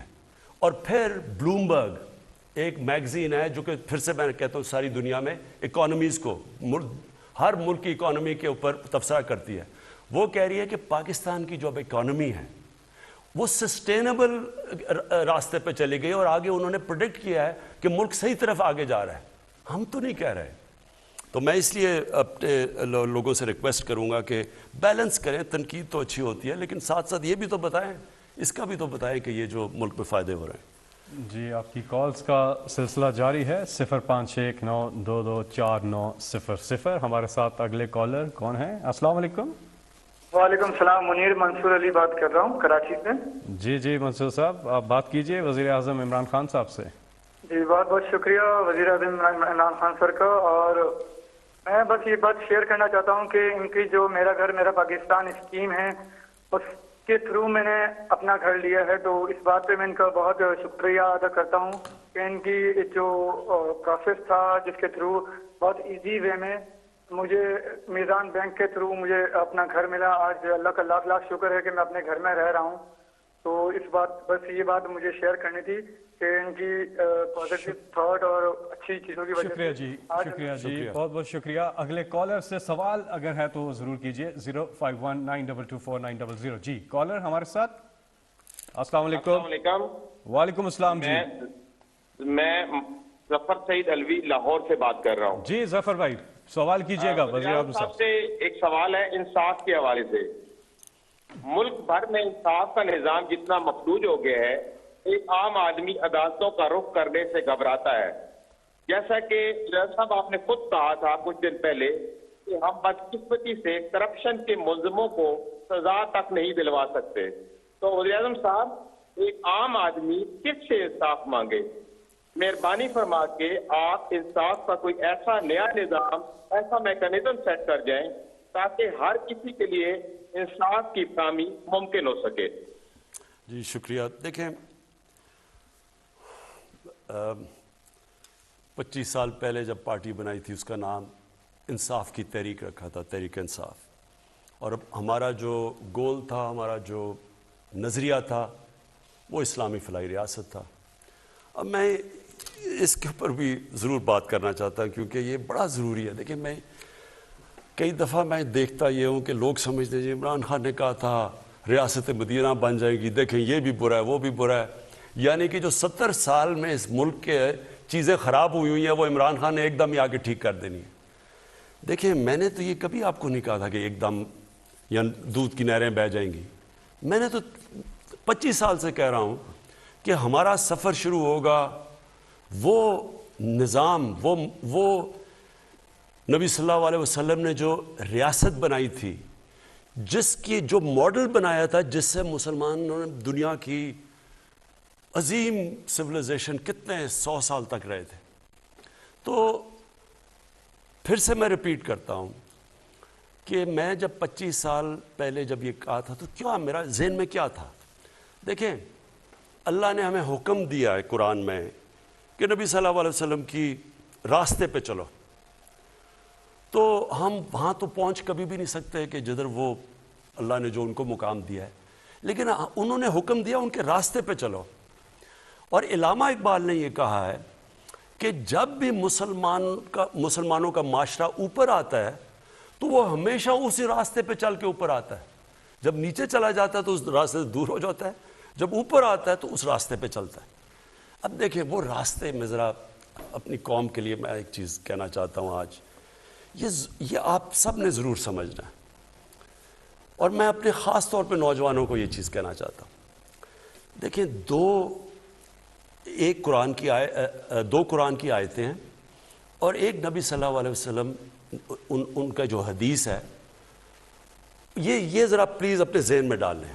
ایک کہ تمہارے سے پہلے بڑی قومیں تباہ ہوئیں، جدھر طاقتور کو وہ جب جرم کرتا تھا اس کو سزا نہیں ملتی تھی، لیکن صرف کمزور کو سزا ملتی تھی.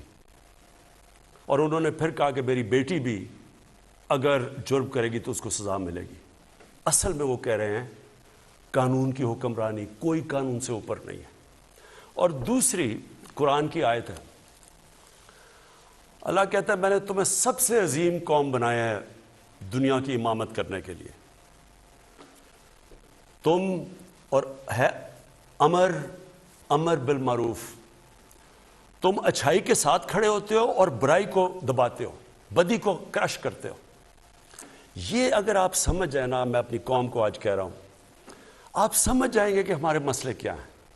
سارے مسئلے ادھر سے شروع ہوتے ہیں. ہمارا جب ملک بنا، ہمارا جو گریٹ لیڈر تھا قائد اعظم محمد علی جناح، ان کے سب ایک چیز ان کو جانتے تھے کہ وہ قانون کی بالادستی پہ کھڑے تھے. وہ اپنے آپ کو قانون کے نیچے، اپنے اوپر قانون رکھا ہوا تھا، اپنی مثال سے ملک چلاتے تھے. وہ اصل میں نبی صلی اللہ علیہ وسلم کی سنت پہ چلنے والے تھے.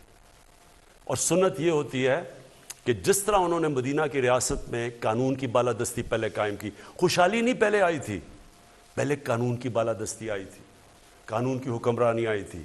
کوئی قانون سے اوپر نہیں ہے. 2 خلیفہ وقت ان کو جا کے عدالت میں کھڑا ہونا پڑا. اور پھر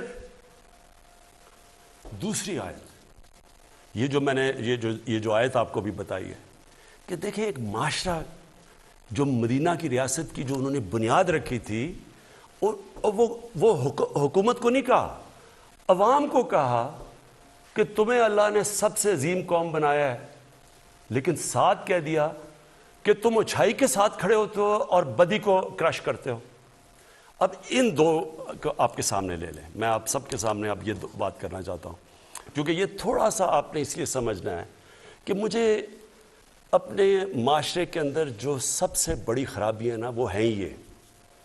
اب یہ دیکھیں، ہماری جب سے پاکستان بنا، پہلے تو آتے ساتھ ہی جیسی قائد اعظم گئے دنیا سے تو وہ جو نظریہ ضرورت آ گیا.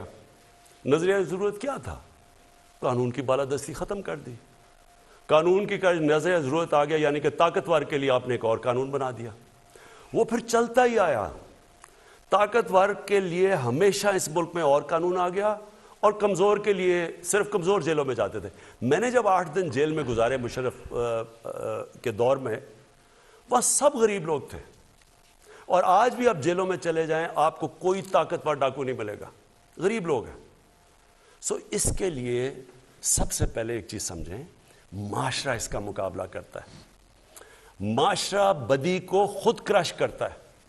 معاشرہ ایک سگنل دیتا ہے کہ ہم یا مجرموں کو، کرپٹ لوگوں کو کوئی جگہ نہیں ہے اس معاشرے کے اندر. اس سے لوگوں کے اندر خوف آتا ہے. کرائم کرتے ہوئے لوگ ڈرتے ہیں. اگر آپ مجرموں کو، ایک آدمی ہے جھوٹ بول کے عدالت اس کو مجرم قرار دیتی ہے، अरबों रुपए की प्रॉपर्टीज लंदन, पहले अपने बच्चे बाहर भगा दिए। कहीं सुना दुनिया के अंदर कि 3 दफा प्राइम मिनिस्टर के बच्चे बाहर बैठा दिए और अरबों रुपए की प्रॉपर्टीज पे रह रहे हैं, और वो कहते हैं जी, उससे पूछो, वो कहते हैं जी मुझे नहीं पता, मेरे बच्चे बाहर चले गए। दूसरा जो ऑपोजिशन लीडर है, उसने अपने बेटे को बाहर भिजवा दिया है, अपने दामाद को बाहर, और इनके उसका दामाद और उनके बेटे इनके नून लीग के दौर में बाहर भागे थे और असाक डार बाहर भागा था, हमारे दौर में नहीं भागे थे। किस चीज़ से डर रहे थे? मेरे ऊपर इन्होंने इल्ज़ाम लगाया, मैंने अदालत पे खड़े होकर 8 महीने एक चीज़ जवाब दी, मैं तो बाहर नहीं भागा, ये क्यों बाहर भागे हुए हैं? अब जब ये बाहर भागे हुए हैं और हम इनको माशरा ऐसे ट्रीट कर रहा है कि ये जैसे कोई बड़े बड़े पॉलिटिशियन है, ये कोई बहुत बड़ा कोई डेमोक्रेट है। अगर माशरा इनको सिग्नल ये देगा कि इसमें कोई बुराई नहीं है, तो चोरी में फिर क्या बुराई है? फिर अगली बात करें, मैं काम क्यों करूं, मैं क्यों मेहनत करूं, पढ़ाई करूं, मेहनत करूं, सुबह से 8-8, 9-9 घंटे काम करूं, मेहनत करके पैसे कमाऊं, और दूसरा आदमी कब्जा करके किसी का घर, किसी की ज़मीन, ताकतवर अरबोपति बन जाए। कभी आपने सुना है अमेरिका के अंदर कोई कब्जा ग्रुप? कभी इंग्लैंड में कब्जा ग्रुप सुना है? कभी यूरोप में सुना है कब्जा ग्रुप? कब्जा ग्रुप क्या है? ताकतवर कमज़ोर के ऊपर, बेचारी बेवा होती है उसके कब्जा कर लिया, कमज़ोरों के ऊपर कब्जे कर लेते हैं। तो ये कानून की बालादस्ती ना होने से है। मुझे कहते हैं जी शहबाज शरीफ, आप इससे ऑपोजिशन लीडर है जनाब, आप इससे मिलते नहीं हैं, हाथ नहीं मिलाते, इससे बैठते नहीं हैं। मैं इसको ऑपोजिशन लीडर नहीं समझता, मैं इसको कौम का मुजरिम समझता हूँ। ऑपोजिशन लीडर का बहुत बड़ा रुतबा होता है एक मुल्क में, 1.5-2 घंटे की ये तकरीरें करता है पार्लियामेंट में खड़े होके। तकरीर नहीं होती, ज़्यादातर जॉब एप्लीकेशन होता है, लेकिन 1.5 घंटा लेता है वहाँ। अभी तक ये नहीं जवाब दे सका कि जो इसके बेटे का रमज़ान शुगर मिल है, एक नाम इसका क्या नाम था उसका, मकसूद चपरासी, मकसूद चपरासी, एक चपरासी के अकाउंट में 400 करोड़ रुपया कैसे आ गया? 1600 करोड़ रुपया, 16 अरब रुपया नौकरों के नाम पे कैसे आ गया? जब वो जी इंतकामी कार्रवाई हो गई, कभी एडजर्नमेंट ले लेते हैं। मैं तो अदलिया से अपने कहता हूं कि खुदा के वास्ते इस मुल्क पे रहम करें, डे टू डे हेयरिंग करके इसका मसला हल करें। हमारी डेमोक्रेसी खत्म हो रही है कि एक आदमी ने जवाब देना है, नैब में इसने 8 अरब रुपए का जवाब देना है, जिधर टीटीज लगी हुई है, जी पैसे किधर से आ रहे हैं, वो कोई चीनी वाला है, कोई पता नहीं फलूदा वाला है, जो कभी मुल्क से बाहर नहीं गए, वो बाहर से करोड़ों रुपए इनको भेज रहे हैं, कोई जवाब देने वाला नहीं है। हमें कहे जी मेरे, अच्छा उससे पूछे जी बेटे का, वो जी बेटे को बाहर भिजवा दिए उसको, उससे जी जाके पूछे। ये कौन सी जमहूरियत में होता है? ये कौन से महजब माशरे में ऐसे होता है? और मुझे कहते हैं जी इसको अपोजिशन लीडर इमरान खान मिलता नहीं है। मैं अगर इसको मिलता हूं तो मैं इसका मतलब कि जुर्म में कोई बुरी चीज ही नहीं है, मैं अपने माशरे को ज्यादा नुकसान पहुंचा रहा हूं। अगर माशरे के अंदर आपने तबाह करना है तो एटम बॉम्ब से नहीं तबाह होता, आप उसकी अखलाकियात खत्म कर दें। नबी सल्लल्लाहु अलैहि वसल्लम ने वाजे कर दिया है, तुम्हारे से पहले बड़ी कौमें तबाह हुई, जिधर ताकतवर चोर को आप कुछ ना करें और छोटे छोटे चोरों को बेचारों को जेलों में डाल दें। इसलिए मेरी कौम को 2 चीज़ें मैं कहना चाहता हूँ। आपने अगर देखनी है कि खुशहाल माशरे, मैंने सारी ज़िंदगी सारी दुनिया में ट्रैवल किया क्रिकेट की वजह से, मैंने दुनिया के निज़ाम देखे हुए हैं। स्विट्ज़रलैंड कुछ नहीं है वहाँ सिवाय गाय भैंसे और पहाड़ हैं, गाय भैंसे नहीं, गाय और पहाड़ हैं। सबसे खुशहाल इलाका है दुनिया के अंदर। आप क्यों है खुशहाल? वर्ल्ड बैंक का एक इंडेक्स है जिसको कहते हैं रूल ऑफ लॉ इंडेक्स, यानी किधर कानून इंसाफ सबसे ज्यादा है। स्विट्जरलैंड में तकरीबन 100% है। मुसलमान मुल्कों किसी का 7% है, किसी का 8% है, किसी का 15% है। हम जो उस अजीम शख्सियत के उम्मती हैं, हम उम्मती का ये हाल है कि हम इंसाफ नहीं कायम कर सकते। और उन्होंने जिस अजीम शख्स ने कहा हुआ कि तुम्हारी कौम बर्बाद हो जाएगी अगर ताकतवर को नहीं तुम पकड़ोगे, और वो मुल्क जो नबी सल्लल्लाहु अलैहि वसल्लम के उम्मती नहीं है लेकिन वो उनकी सुन्नत पे चलते हैं, और वो रहमतुल आलमीन है, सब इंसानों के लिए वो पैगाम लेके आए थे। तो इसका मतलब कि जो भी इंसानी माशरा उनके पैगाम पे चलेगा, वो اس کو فائدہ اللہ کی برکت آئے گی اس پہ. جو بھی آج آپ دنیا میں اٹھا کے دیکھ لیں جو امیر ملک ہیں ان ساروں کے اندر آپ یہ دیکھیں گے کہ وہاں قانون کی بالادستی ہے. وہاں بڑے بڑے ڈاکوؤں کو اس طرح پھول نہیں پھینکا کرتے ان کے اوپر. صحافی کہہ رہے ہیں جی وہ مجرم باہر لندن میں اس سے جی تقریر کرنے کا موقع دے. صحافی کہہ رہے ہیں سینئر صحافی, تو پھر جیل بھی کھول دیں. مجھے یہ بتائیں جیلوں میں وہ بیچارے غریبوں کا کیا قصور ہے؟ ان کو تو بیچارے وہ جب جیل میں جاتے ہیں ان کے بیوی بچوں کو کھلانا پلانے کا نہیں ہوتا, تو ان کا کیا بنے گا؟ تو اس لیے اگر آپ نے یہ کرنا ہے کہ اس پریویلیج کلاس بنا دینی ہے وہ قانون کے اوپر ہے, اور عمران خان جی بہت برا ہے, دیکھیں جی وہ ملک کو ساتھ نہیں لے کے چل رہا. میں سب کو ساتھ لے کے چلنے کے لیے تیار ہوں, جو بھی ہو. یعنی جس کا نظریہ میرے سے نہیں ملتا مجھے کوئی فرق نہیں پڑتا, میں سب سے بات کرنے کے لیے تیار ہوں. اور ڈیموکریسی کا مطلب ہی یہ ہے, پی ٹی ایم ہے, ٹی ایل پی ہے, جو بھی ہے دنیا میں, بلوچ ہے, جو خوش نہیں ہے, سب سے بات کرنے کے لیے تیار ہوں. لیکن مجرموں سے میں اگر جس دن میں ان کو این آر او دوں گا, ان سے مفاہمت کروں گا, میں اس ملک سے اور اللہ سے غداری کروں گا. آج اگر آپ نے دیکھنا ہے یہ جو کامیاب معاشرے ہیں, سنگاپور جو ہمارے سامنے اوپر کہاں سے کہاں پہنچ گیا, جیسے ان کا وزیر پکڑا گیا کرپشن پہ اس نے خودکشی کر لی, کیونکہ اسے پتا تھا معاشرے پہ اب میرا کوئی جگہ نہیں ہے. امریکہ کے اندر ایک برنی میڈوف تھا, اس نے بہت بڑا معاشرے کے اندر اس کا نام تھا.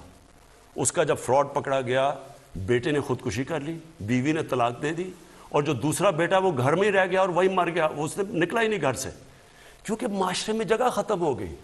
ہم جب تک, میں تو اپنی پوری کوشش کروں گا, لیکن میں اپنی قوم کو پیغام دیتا ہوں, جب تک آپ عشق تو کرتے ہیں نبی صلی اللہ علیہ وسلم سے, جب تک ان کے راستے پہ نہیں چلیں گے, انہوں نے جو احکامات دیے وہ ان پہ نہیں کھڑے ہوں گے, یہ نہ سمجھے کہ صرف عمران خان آ کے کچھ جادو کا ڈنڈا ہلائے گا اور سارا ملک ٹھیک ہو جائے گا. یہ ایک ہم نے مل کے جدوجہد کرنی ہے. جی آپ کی کالز کا سلسلہ جاری ہے, اور ہمیں احساس ہے کہ بہت سے لوگ بیرون ملک سے بھی اور پاکستان سے بھی کوشش کر رہے ہیں کہ ان کی کال ملے. اگر آپ کی کال نہیں ملتی تو میں آپ کو ایک ویب سائٹ بتاتا ہوں.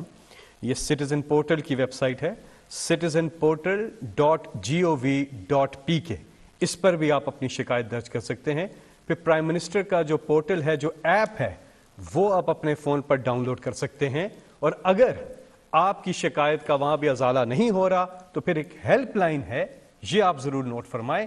اس ہیلپ لائن پہ آپ کال کریں اور اپنا ریفرنس نمبر بتائیں, جو آپ کی شکایت کا جو آپ کو کوڈ نمبر آتا ہے وہ بتائیں اس ہیلپ لائن پہ جو میں آپ کو بتا رہا ہوں, 051-900-111 051-900-111. اور ایک واٹس ایپ نمبر میں آپ کو بتا رہا ہوں, جس پہ آپ اپنا اگر شکایت کا ازالہ نہیں ہوتا تو آپ اپنا کوڈ وہاں پہ بھی بھیج سکتے ہیں, اپنا پرابلم وہاں پر بھی بھیج سکتے ہیں. اور وہ واٹس ایپ نمبر ہے, نوٹ فرما لیجئے, +92-341-057-5300. بریک کے بعد دوبارہ ملاقات ہوتی ہے. ہر جگہ پہنچ رہا ہے, ریڈیو پر بھی, انٹرنیٹ پر بھی. 0519224900 یہ نمبر ہے جس پہ ہمارے ساتھ اگلے کالر ہیں. کون؟ جی السلام علیکم. وعلیکم السلام. سر میں ڈاکٹر شہناز بات کر رہی ہوں اسلام آباد سے. آپ کا تعلق, میرا عمران خان صاحب کا سوال ہے, آپ کا تعلق تحریک انصاف سے ہے, تو میں بھی انصاف ہی سے متعلق سوال کرنا چاہتی ہوں, کیونکہ آپ کی حکومت نے ہمیشہ قانون کی بالادستی. نور مقدم قتل کیس ایک بڑا کیس ہے جس نے عوام کی توجہ حاصل کی ہے. ہم دیکھتے ہیں کہ نور مقدم کے قاتل کو عدالت میں کبھی 20 چیئر پر اور کبھی اسٹریچر پر لایا جا رہا ہے. دوسرے لفظوں میں اس کی ذہنی اور نفسیاتی حالت خراب ثابت کر کے ریلیف حاصل کرنے کی کوشش کی جا رہی ہے, اور کہانی ہمیں کچھ اس طرف جاتی ہوئی نظر آ رہی ہے. ہم پاکستان کی عدالتی تاریخ پر نظر ڈالتے ہیں تو ہمیں کئی ایسے کیسز ملتے ہیں جن میں طاقتور اور صاحب حیثیت ملزمان جو ہیں وہ ان کی جعلی بیماریوں سے ریلیف حاصل کیا گیا. ہمارے سابقہ نواز شریف صاحب جو ہمارے وزیر اعظم رہے ہیں, اور زرداری صاحب اور شاہ رخ چتوئی کیس اس کی بڑی مثالیں ہیں. میں پوچھنا چاہوں گی ایسا کب تک ہوتا رہے گا؟ اور اس تمام صورتحال کو حکومتی سطح پر عملی انداز میں کس طرح سے ٹھیک کرنے کی کوشش جو ہے وہ کی جا رہی ہے؟ جی شکریہ جی. دیکھیں اس میں کئی چیزیں ہیں. ایک تو یہ کہ ہمارا جو سارا ملک کے اندر ایک ہم ایکسیپٹ کر بیٹھے ہیں کہ طاقتور جو ہے نا وہ پریولیجڈ ہے, اس کے لیے وہ چوری بھی کرے, ڈاکے مارے, جو بھی کرے, اس کے لیے کوئی خاص پوزیشن ہے. وہ جیل میں بھی جائے گا تو وی آئی پی سیلز ہے اس کے لیے. اس کے وہ جب جائے گا عدالت کے اندر تو اپنے پورے چمچے لے کے جائے گا, وہ پھول پھینکیں گے اس کے اوپر. میں آپ کو پھر سے یہ کہتا ہوں کہ میں اس لیے تو میں نے اپنی پارٹی کا نام تحریک انصاف رکھا تھا. یہ ایک چیز ہے, اگر ہم ایک چیز ٹھیک کر دیں, مجھے کوئی کہنا کہ ایک چیز آپ ٹھیک کریں تو ملک ٹھیک ہو جائے گا, قانون کی بالادستی. جس دن ہم طاقتور کو یہ پریولیج, اور میں اکیلا نہیں ہوں نا, بدقسمتی یہ ہے, میں تو کوشش کروں, عدالتیں آزاد ہیں, ان کی بھی ذمہ داری ہے, ہمارے جو ادارے ہیں ان کے اوپر ہم پوری کوشش کریں. مثلا نیب ہے, اب نیب آزاد ہے, لیکن میں اب پوری کوشش کر رہا ہوں کہ نیب کے اندر وائٹ کالر کرائم کی ایکسپرٹیز آئے. ہمارے پاس ایکسپرٹیز نہیں ہے. یہ جو ڈاکو ہیں بڑے بڑے, انہوں نے چوری اتنے پیسے کیے ہوئے ہیں, یہ بڑے بڑے وکیلوں کو پیسے دے دیتے ہیں. وہاں ہمارا سرکاری وکیل ہوتا ہے, اس کے پاس پیسے بڑے, اس کو ہم کم پیسے پہ لیتے ہیں. وہ سرکاری وکیل جو بڑا ہوتا ہے وہ ڈیٹس پہ ڈیٹس لیے جا رہا ہے. ابھی آپ ان کی دیکھیں تو صحیح کہ یہ جو بڑے ہمارے یہ رائل فیملی بنی ہوئی ہے کہ قانون کے اوپر ہیں. اس کا اعتزاز حسن نے بڑی اچھی بات کی تھی, دا شریف ڈاکٹرن, کہ ان کے لیے قانون ہی کوئی علیحدہ ہے. یہ ہمیشہ ہی بات جاتے ہیں, یا یہ ججز کو ان کی ماضی, میں اب یہ نہیں بات کر رہا, ماضی کے اندر یا یہ ججز کو پیسہ کھلاتے ہیں اور یا پھر ان کو بلیک میل کرتے ہیں, جو مافیا ہے, جس کو جسٹس کھوسا نے کہا تھا سسیلین مافیا. تو انہوں نے اپنے لیے اور طاقت, کیونکہ ان کے لیے ایکسیپشن ہے, باقی بھی یہ کر لیتے ہیں. تو یہ ایک جہاد ہے. یہ میں آپ کو پھر سے کہوں, یہ اللہ کا کام ہے. ابن خلدون کہتا ہے کہ اللہ نے انسان کو زمین پہ بھیجا ہی ایک وجہ سے ہے کہ میری زمین پہ انصاف قائم کرو. تو یہ ہم سب نے مل کے لڑنا ہے, میں اکیلا نہیں ہوں.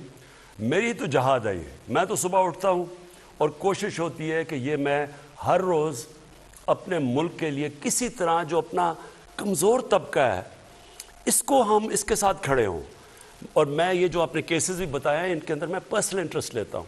میں خود آئی جی سے بات کرتا ہوں, لیکن اصل میں عدلیہ کے اندر بھی چینجز ہے. اور اس میں آپ کو کہوں اسی ہفتے انشاءاللہ ہم کرمنل جسٹس سسٹم میں پہلی دفعہ پاکستان کے 74 سالوں میں اس کے اندر ہم اصلاحات لے کے آ رہے ہیں. اور دوسرا بھی ہم کام کرنے لگے ہیں. میں آپ کو ذرا ایک مثال دیتا ہوں کہ یہاں کیسے طاقتور, صرف پولیٹیشنز ہی نہیں, یہاں کارٹلز بنے ہوئے ہیں, مافیاز بنے ہوئے ہیں, جو کہ سارے مل کے اکٹھے ہو جاتے ہیں. کارٹلز مطلب مونوپلی بنا کے, تو وہ چیزوں کی قیمتیں اوپر کرتے ہیں اور عوام کے اوپر مہنگائی قائم کر دیتے ہیں اور بڑا پیسہ بناتے ہیں. اب اس کے اوپر میں نے سارے جو ریگولیٹرز, یہ میں آپ کو ذرا سمجھا رہا ہوں کہ سسٹم, ریگولیٹر کیا ہوتا ہے. ریگولیٹر وہ ہوتا ہے جس کا کام عوام کے انٹرسٹ کو پروٹیکٹ کرنا ہوتا ہے. ان بڑے بڑی کارٹل سے, یہ جو بڑے بڑی مونوپلیز ہیں, یہ جو اکٹھے ہو کے ذخیرہ اندوزی کر کے اور قیمتیں اوپر کر دیتے ہیں. تو میں نے ریگولیٹرز کو بلایا, میں نے ان سے پوچھا, میں نے کہا مجھے بتاؤ کہ کیا وجہ ہے کہ تم نہیں کر سکتے کنٹرول. اب ذرا میں آپ کو یہ بتاتا ہوں کہ ریگولیٹرز نے مجھے بتایا کیا ہے. انہوں نے یہ بتایا, 8 ریگولیٹرز کو میں نے بلایا اپنے پاس, اور انہوں نے مجھے یہ بتایا کہ اس ملک کے اندر جب سے وہ کوشش کر رہے ہیں وہاں یہ جو بڑے بڑے کارٹلز ہیں یہ جا کے عدالت سے سٹے آرڈر لے لیتے ہیں. 808 ریگولیٹرز نے بتایا کہ 800 سٹے آرڈرز ہیں. اور سٹے آرڈرز کس چیز پہ ہیں؟ جو کہ پیسہ اناؤنس کر دیا ہے کہ ان مثلا چینی کا مافیا ہے یا جو بھی بڑے بڑے مافیا ہیں اس کے, یا مثال دے رہا ہوں کہ آٹے کا یا اس کا سیمنٹ کا, انہوں نے کہا ان مافیاز نے جا کے سٹے آرڈر لے لیے. اور سٹے آرڈر میں کتنے پیسے پھنسے ہوئے ہیں؟ 250 ارب روپیہ بیٹھے ہوئے وہ سٹے آرڈر لے کے. وہ جو ریگولیٹر ہے وہ کوئی کام ہی نہیں کر سکتا, اور وہ آرام سے وہ پیسے بناتے جا رہے ہیں. اور 250 ارب روپیہ, سوچیں میرے پاس اگر 250 ارب روپیہ آ جائے تو میں تو سیدھا احسان راشن پہ ڈال دوں اور لوگوں کی زندگی آسان کرو. دوسری چیز، ایک اور چیز ذرا سنیں. ایف بی آر کے ساتھ، ایف بی آر کے پاس اس وقت آپ حیران ہوں گے 2,500 ارب روپے کی عدالت میں کیسز پھنسے ہوئے ہیں. 2,500 ارب روپے ایف بی آر پہ. اب ہو سکتا ہے اس کے اندر ایف بی آر کے اندر بھی لوگ بیٹھے ہوں جنہوں نے خود ہی مدد کر رہے ہیں، ان کو پیسہ چلاؤ اور اس کی وجہ سے وہ کیسز کنٹیسٹ نہیں کر رہے. اب یہ پھنسے کدھر ہوئے ہیں؟ کمشنر اپیلز پہ پھنسے ہوئے ہیں، اپلائڈ ٹرائبیونلز میں پھنسے ہوئے ہیں، ہائر کورٹس میں کوئی 30% ہائر کورٹس میں پھنسے ہوئے ہیں.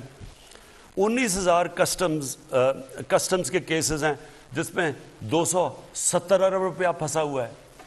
اب دیکھیں یہ سارا ہے. اگر آپ ہمارا انصاف کا نظام فنکشن کر رہا ہو، اب سوچیں میرے پاس یہ پیسہ آ جائے، 2,500 ارب تو صرف ٹیکس کے ایف بی آر کے پاس پھنسا ہوا ہے، صرف 8 ریگولیٹرز کا 250 ارب روپیہ پھنسا ہوا ہے. اور یہ صرف کیونکہ طاقتور کے پاس وکیل تکڑے ہیں، وہ چلنے نہیں دیتے. کمزور نہیں کرتا کچھ. دیکھیں کمزور کی چوری سے کبھی ملک نہیں تباہ ہوتا، طاقتور کی چوری سے تباہ ہوتا ہے. اور یہ آپ کے سامنے ہے. تو ہم اب کوشش کر رہے ہیں، اس میں بھی ہم عدالتوں کے پاس جا رہے ہیں کہ اس کو کریں، یہ اجازت نہ دیں کہ ریگولیٹر کا سٹے آرڈر کیسے آ جاتا ہے؟ ریگولیٹر تو وہ چیک کرنے جاتے ہیں کہیں، ادھر سٹے آرڈر آ جاتا ہے. تو اس کے اوپر ہم عدالتوں سے آ رہے ہیں، کرمنل جسٹس سسٹم کو بھی ٹھیک کر رہے ہیں. اور انشاءاللہ میں آپ کو خوشخبری دوں گا یہ چند مہینوں کے اندر. جی اگلے کالر ہمارے ساتھ. السلام علیکم. وعلیکم السلام جی، میرا نام عمران ہے اور میرا تعلق ڈینمارک سے ہے. جی میں اپنے وزیر اعظم عمران خان صاحب سے بات کرنا چاہتا ہوں. السلام علیکم سر. جی وعلیکم السلام. سر سب سے پہلے تو آپ کو خراج تحسین پیش کرتا ہوں کہ آپ ہمیشہ اوورسیز کے بارے میں پہلی دفعہ ہمیں شناخت ملی ہے. تو سر اس کا جو سب سے بڑا مسئلہ ڈینمارک میں ہے وہ پی آئی اے جب کہ دوبارہ اپنا فلائٹ آپریشن شروع کر رہی ہے، اس میں ڈینمارک کو نظر انداز کر دیا گیا اور اس کی وجہ یہ بتا دی گئی ہے کہ یہاں پہ سیل بہت کم ہو گئی ہے. سر یہ نہیں بتایا کہ سیل کیوں کم ہوئی ہے. ان کے جو پیپلز پارٹی کے دور میں یہاں پہ جی ایس پہ بٹھائے گئے تھے، تعینات کیے گئے تھے، انہوں نے یہاں پہ کرپشن کی ہے. انہوں نے اسلام آباد میں اپنے بڑے پلازے سر بنا لیے ہیں، لیکن اپنی قومی ایئر لائن کا، اپنے ملک کا انہوں نے بالکل نہیں سوچا. انہی کی وجہ سے یہاں پہ ابھی پی آئی اے بند ہو رہی ہے. تو ایک وقت تھا 100 ملین کی سیل تھی ڈینمارک، لیکن جب سے یہ ٹھیکہ دیا گیا ہے پی آئی اے کا، اس وقت سے سیل بالکل کم ہو گئی ہے. سر آپ یہاں پہ پی آئی اے کے اپنے بندے لگوائیں، 1 مہینے سے آپ فرق دیکھ لیجیے گا کہ یہ کس طرح ترقی کرتی ہے. میں اس کے اوپر انویسٹیگیشن کروں گا اور جو ایم ڈی پی آئی ہیں ان سے میں فوری طور پہ پوچھوں گا ڈینمارک کا یہ سچویشن کیا ہے، اس کے اوپر میں انویسٹیگیٹ کروں گا. جی اگلے کالر. السلام علیکم. اچھا میں یہ ایک منٹ میں صرف آپ سب کو یہ کہنا چاہتا ہوں کہ کیونکہ اتنی زیادہ کالز آ رہی ہیں، میرا پھر سے میں ریپیٹ کرتا ہوں، سٹیزن پورٹل ہے جس کے اوپر آپ کوئی بھی چیز، کوئی آپ کو مسئلے مسائل ہوں. کئی دفعہ زیادہ تر میں نے دیکھا ہے لوگوں کے پاس یہ قبضے کیے ہوتے ہیں ان کی زمینوں پہ، یہ طاقتور کے. پلیز اس پورٹل کے اوپر مجھے انفارمیشن دیں اور اس کے بعد آپ کو اگر کسی بھی اگر رسپانس نہیں ملا پھر سے سیکنڈ ٹائم دیں اور میں خود وہ دیکھوں گا پورٹل اور میں خود اس کے اوپر ایکشن لوں گا. جی اگلے کالر ہمارے ساتھ. السلام علیکم. جی وعلیکم السلام. جی کون صاحب کہاں سے بات کر رہے ہیں؟ جی میں سردار قرب شہزاد جنرل سیکرٹری تحصیل لورا سے بول رہا ہوں. جی بات کیجیے وزیر اعظم سے. سر جی میں یہ کہنا چاہ رہا تھا کہ بلدیاتی انتخاب میں ہم بری طریقے سے آ رہے ہیں. ہلو. جی سن رہا ہوں. میں یہ کہہ رہا تھا کہ بلدیاتی انتخاب ہم برے طریقے سے آ رہے ہیں اس وجہ سے کہ ٹکٹ سسٹم کی جو تقسیم ہے وہ ٹھیک طریقے سے نہیں ہو سکی. ٹکٹ اپنے رشتہ داروں اور پیسے والوں لوگوں کو دیا گیا ہے، پارٹی ورکروں کو نظر انداز کیا گیا. اس کا اثر جنرل الیکشن میں بھی پڑے گا. ہلو. جی اس کا اثر جنرل الیکشن میں بھی پڑے گا. آگے آپ کی اس کی کیا پالیسی ہے؟ اس کی بڑی سیدھی پالیسی ہے کہ میں نے اب اپنے ہاتھ میں لے لیا ہے. اب یہ جو بڑے ٹکٹس ہوں گے تحصیل ناظم کے یا ڈسٹرکٹ ناظم کے، یہ میں جب تک ان کو خود نہیں دیکھوں گا تو میں بالکل نہیں دوں گا.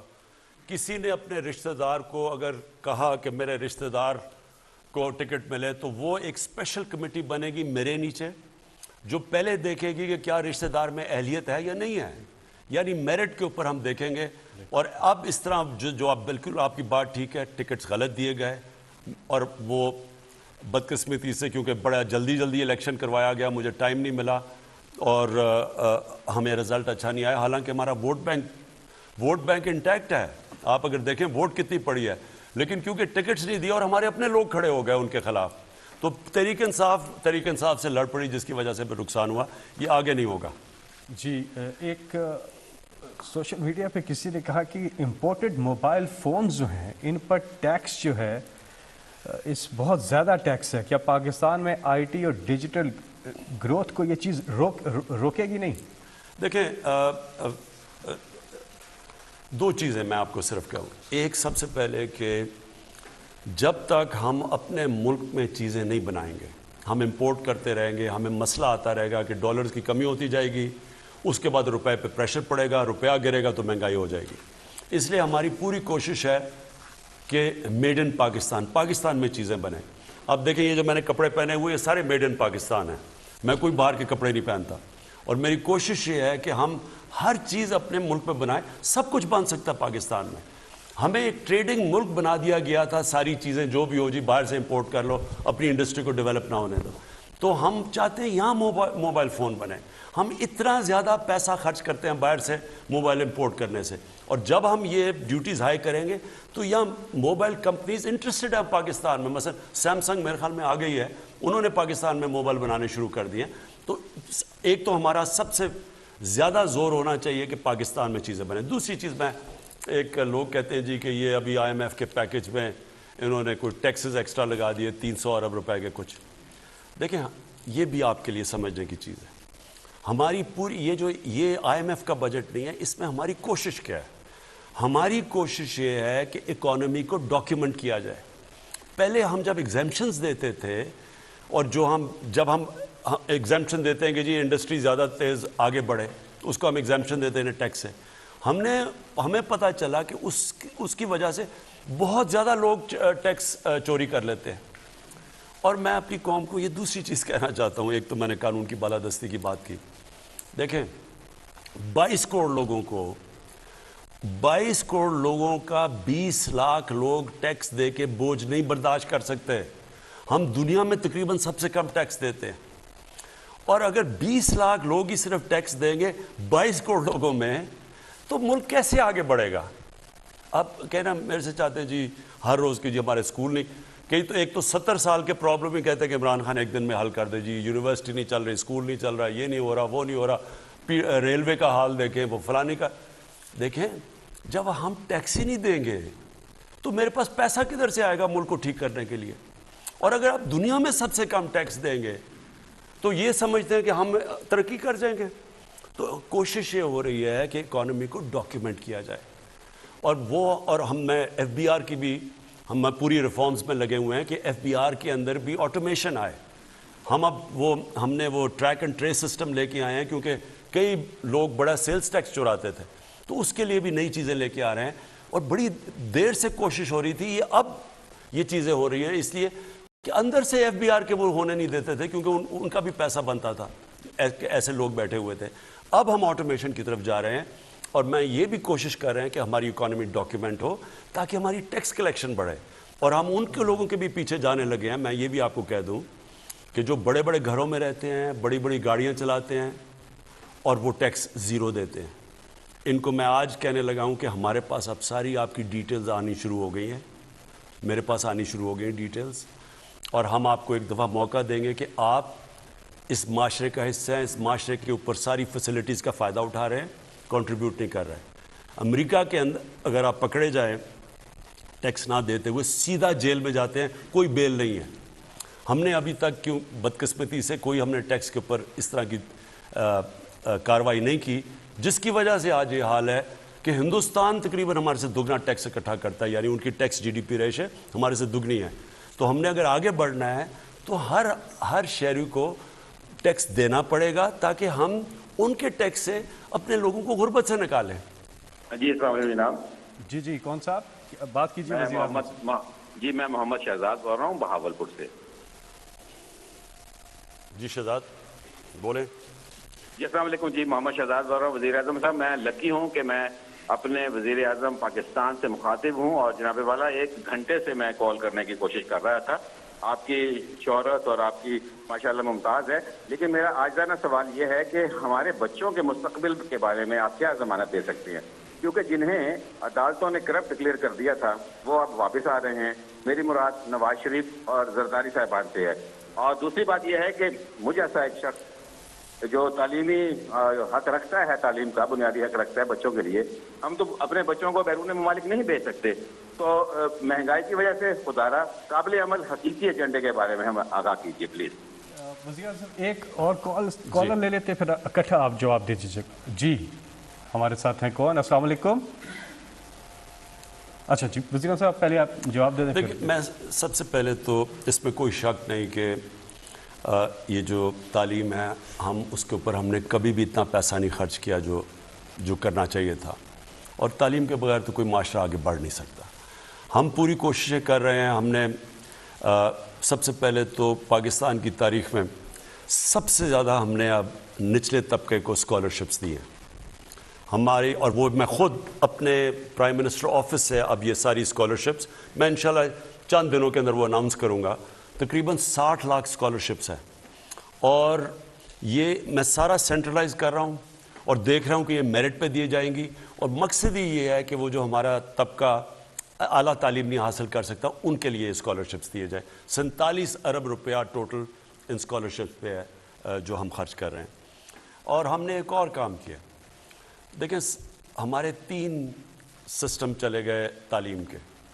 ایلیٹ کے لیے وہ انگریزوں کا بنایا ہوا سسٹم تھا جو تھوڑے سے لوگوں کے لیے انہوں نے اپنی نوکری اپنی ہندوستان پہ حکومت کرنے کے لیے جو انگلش میڈیم ایجوکیشن بنایا تھا وہ اوپر کے امیر لوگوں کے لیے ہے. اس کے بعد ہے عام لوگوں کے لیے اردو میڈیم، اور پھر ایک دینی مدرسے ایک اور سسٹم چل رہا ہے. کہیں بھی دنیا میں 3 قسم کے سلیبس ایک ملک میں نہیں چلتے. لہٰذا ہم نے یہ پہلی دفعہ بڑی مشاورت کے بعد، اور اس میں بھی ابھی ہمیں اس کے اصلاحات کرتے رہیں گے، امپروو کرتے رہیں گے، ایک سلیبس لے کے آئے ہیں سارے ملک میں کلاس 5 تک. یہ بڑی دیر لگی ہے، اور یہ میں اس لیے کہہ رہا ہوں مشکل کام ہے کیونکہ 74 سالوں میں ایک غلط سسٹم پھیل چکا ہے جس میں عام آدمی کو موقع ہی نہیں ہے اوپر آنے کا.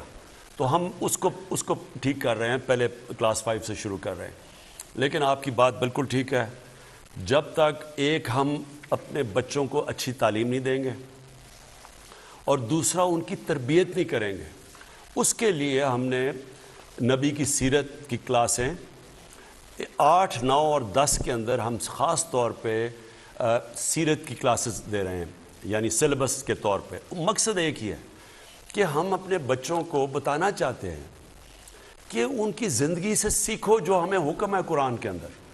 اور اگر آپ نے ایک بڑا انسان بننا ہے تو دنیا میں تو ان سے بڑا انسان آیا ہی نہیں، اور اس لیے اللہ نے کہا کہ ان کی زندگی سے ان کی سنت پہ چلو. تو ہم اپنے بچوں کو یہ ایجوکیشن دینا چاہتے ہیں صحیح معنی میں، یعنی پوری ایجوکیشن دینا چاہتے ہیں. وہ سائنس پڑھے، ٹیکنالوجی پڑھے، سب کچھ پڑھے، انگریزی بھی سیکھے، لیکن نبی کی سیرت ضرور پڑھے. کوئی کسی زبردستی نہیں ہے دین میں، ہمیں نہیں پتہ کہ وہ کون سیکھتا ہے یا نہیں، لیکن معاشرہ ہم اپنی ذمہ داری پوری کریں کہ بچوں کی کوشش کریں صحیح معنی میں تربیت کرنے کی. کیونکہ اس وقت بہت بڑا ہمارے بچوں کے اوپر پریشر ہے. موبائل فون کی وجہ سے بڑی ہمارے نہیں دنیا کے اندر بڑے مسئلے آ رہے ہیں. تو ہم نے یہ سوچا تھا کہ ہم ان کی جتنی اچھی تربیت کریں گے، وہ یہ جو مسئلے ان کے آ رہے ہیں وہ ان کا مقابلہ ہی تب کریں گے جب ہم ان کو صحیح تعلیم دیں. جی اگلے کالر. السلام علیکم. جی وعلیکم السلام. جی کون صاحب بات کر رہے ہیں اور بات کیجیے. وزیر سلام بات کر رہا ہوں فیصلہ آباد سے. میرا عمران خان صاحب میرا آپ سے یہ سوال ہے کہ اپوزیشن اس وقت بیان کر رہی ہے لانگ مارچ کا 23 مارچ کو، تو اس حوالے سے کیا ہے کہ چینی کی صورتحال ہے ملک میں، اور اس حوالے سے عوام میں بھی ایک قسم کی گھبراہٹ جو ہے وہ جا سکتی ہے. تو حکومت کا اس حوالے سے کیا جو ہے اقدامات ہیں اور کیا پلان اس کے لیے ہم نے کیا ہے، اور ہمیں اب گورنمنٹ اس چیز پہ پریشان ہے یا نہیں، تو ہم اس کا کیا حل کریں گے؟ دیکھیں کیا نیا کام کریں گے جو یہ 3 سال سے نہیں کیا. 3 سال سے لگے ہوئے ہیں کہ ہم آ جا رہے ہیں تو کبھی کوئی بے روزگار سیاستدان کہتا ہے میں گرا دوں گا گورنمنٹ، کبھی کوئی کچھ کہتا ہے. اب گئی جی گورنمنٹ، کل گئی، پرسوں گئی، اور یہ پبلک کو نکالنے کی کوشش کر رہے ہیں. دیکھیں پبلک کو ایک ذوالفقار علی بھٹو نے نکالا تھا، اور اللہ کا کرم ہے کہ جو پبلک نکلی ہے وہ میرے ساتھ نکلی. کبھی بھی مینار پاکستان کو کسی پارٹی نے 4 دفعہ نہیں بھرا. ان ساری 11 پارٹیز کے گلدستے نے پوری کوشش کی مینار پاکستان نہیں بھرا. 4 دفعہ مینار پاکستان بھرا. اس سے کیا ثابت ہوتا ہے؟ پبلک بیوقوف نہیں ہے. وہ انگریزی میں کہتے ہیں you can't fool all the people all the time. آپ سمجھتے ہیں کہ جناب جی مہنگائی ہو گئی تو وہ ہو گیا. ہاں مہنگائی ہے، لوگ تنگ ہیں، لیکن آپ کے لیے نہیں نکلیں گے، کیونکہ آپ نکل رہے ہیں اپنی چوری بچانے کے لیے. قوم سمجھتی ہے یہ چیز، اس لیے آپ جتنی مرضی کوشش کریں قوم آپ کو چوری بچانے نہیں دے گی. قوم میرے ساتھ کیوں نکلی؟ کیونکہ میں قوم کی چوری جو ہوئی تھی وہ بچانے کے لیے نکلا تھا، اس لیے میرے ساتھ قوم نکلتی تھی. آپ اپنی چوری بچانے کے لیے نکل رہے ہیں کہ مجھے بلیک میل کریں گے کہ جی اتنے لوگ سڑکوں کے اوپر آگے جو اچھا جی عمران خان چلا جائے. عمران خان، ویسے میں آپ کو ایک اور بات بتا دوں، ایک تو خیر آپ جتنا مرضی پبلک نکلیں گے، یہ میں اس قوم کو بہتر جانتا ہوں آپ سے کبھی کی، اور یہ انشاءاللہ یہ بھی ٹرم پورا کرے گی، اگلی بھی ٹرم پوری کرے گی یہ ہماری پارٹی، اگلی ٹرم بھی. یہ بھی آج میں آپ کو کہہ رہا ہوں کہ ہم اتنا مشکل وقت سے نکلے ہیں، کسی گورنمنٹ کو وہ چیلنجز نہیں ملے جو ہمیں ملے. لیکن میں آپ کو ایک اور ذرا ایک خبردار کرنا چاہتا ہوں. اگر میں گورنمنٹ سے باہر نکل گیا میں آپ کے لیے زیادہ خطرناک ہوں. ابھی تک تو میں چپ کر کے یا آفس میں بیٹھا ہوتا ہوں اور تماشے دیکھ رہا ہوتا ہوں. میں اگر سڑکوں پہ نکلا ہے نا تو آپ کے لیے چھپنے کی جگہ نہیں ہوگی، کیونکہ لوگ آپ کو پہچان چکے ہیں. اور جو آپ نے اس ملک کے ساتھ 30 سالوں میں کیا ہے، 35 سالوں میں سب نے مل کے، آپ یہ سمجھ جائیں کہ یہ جو لاوا نیچے پک رہا ہے یہ لوگوں کو صرف آپ کی طرف دکھانا ہے، سڑکوں پہ نکلنا ہے، اور آپ دیکھیں گے کہ آپ ساروں کو پھر کوئی لندن بھاگ رہا ہوگا اور کوئی وہ آگے باقی لندن بھاگے ہوئے، باقی بھی ادھر جا رہے ہوں گے. وہ کہتے ہیں جی وہ لندن سے آج آ جائے گا، کل آ جائے گا. ہم دعا کرتے ہیں کسی طرح وہ واپس آ جائے. وہ واپس نہیں آنے لگا. اس کو پیسے سے پیار ہے. جو پیسے کی پوجا کرتا ہے وہ کبھی بھی وہ پیسے کو گوانا نہیں چاہتا. وہ وہاں بیٹھا رہے گا، ہاں جی آج ڈیل ہو گئی، کل ڈیل ہو گئی، پرسوں ڈیل ہو گئی، یہاں سے شوشے چھوڑتا رہے گا کہ پارٹی انٹیکٹ رہے. نہیں تو اگر ان کو یہ پتا چل جائے کہ اس نے واپس نہیں آنا تو پارٹی تو آگے ٹوٹنے کے لیے تیار ہے. یہ وہ لوگ ہیں جن کا ٹائم ختم ہو چکا ہے. میں یہاں پھر سے آپ سب کے سامنے کہہ رہا ہوں کہ ان لوگوں کا جو انہوں نے پاکستان سے کیا ہے یہ سمجھ جائیں کہ یہ ملک ان کو معاف نہیں کرنے لگا. جو آپ نے اس ملک کو لوٹ کے کہیں دنیا کے اندر یہ ہے، مجھے کوئی بنانا ریپبلک بتا دے کہ وہاں ان کی حکومت ہوتے ہوئے سارے باہر بھاگ گئے. میں تو آیا 2018 میں، 2017 میں سارے باہر بھاگ گئے. کوئی کہیں یہ سنا ہے کہ 3 دفعہ پرائم منسٹر کہے جی کہ میرے بیٹوں سے پاکستان کے شہری نہیں، اربوں روپے کی پراپرٹیز میں ہیں جی، ان سے جا کے پوچھیں، مجھے تو پتہ ہی نہیں پیسہ کدھر سے ہے. اور وہ جی وہ تو پاکستان کے شہر، وہ کہتے ہیں ہم شہری نہیں ہیں پاکستان کے. سارا ٹبر وہاں باہر بھاگا ہوا ہوتا ہے. بڑے بڑے کوئی پولو کھیل رہے ہیں وہاں جا کے، جو کہ رائل فیملی نہیں اتنا، برطانیہ کی رائل فیملی اتنا پیسہ نہیں خرچ کر سکتی. کوئی بینٹلی میں پھر رہا ہے، کوئی رولز رائس میں پھر رہا ہے. کدھر سے آیا پیسہ؟ اور ہاں ہم جی پاکستان آئیں گے. میں تو انتظار کر رہا ہوں آپ پاکستان آئیں، پلیز پاکستان آ جائیں. وزیر اعظم صاحب اگر آپ کی اجازت ہو تو آج کی نشست کا اختتام کرتے ہیں.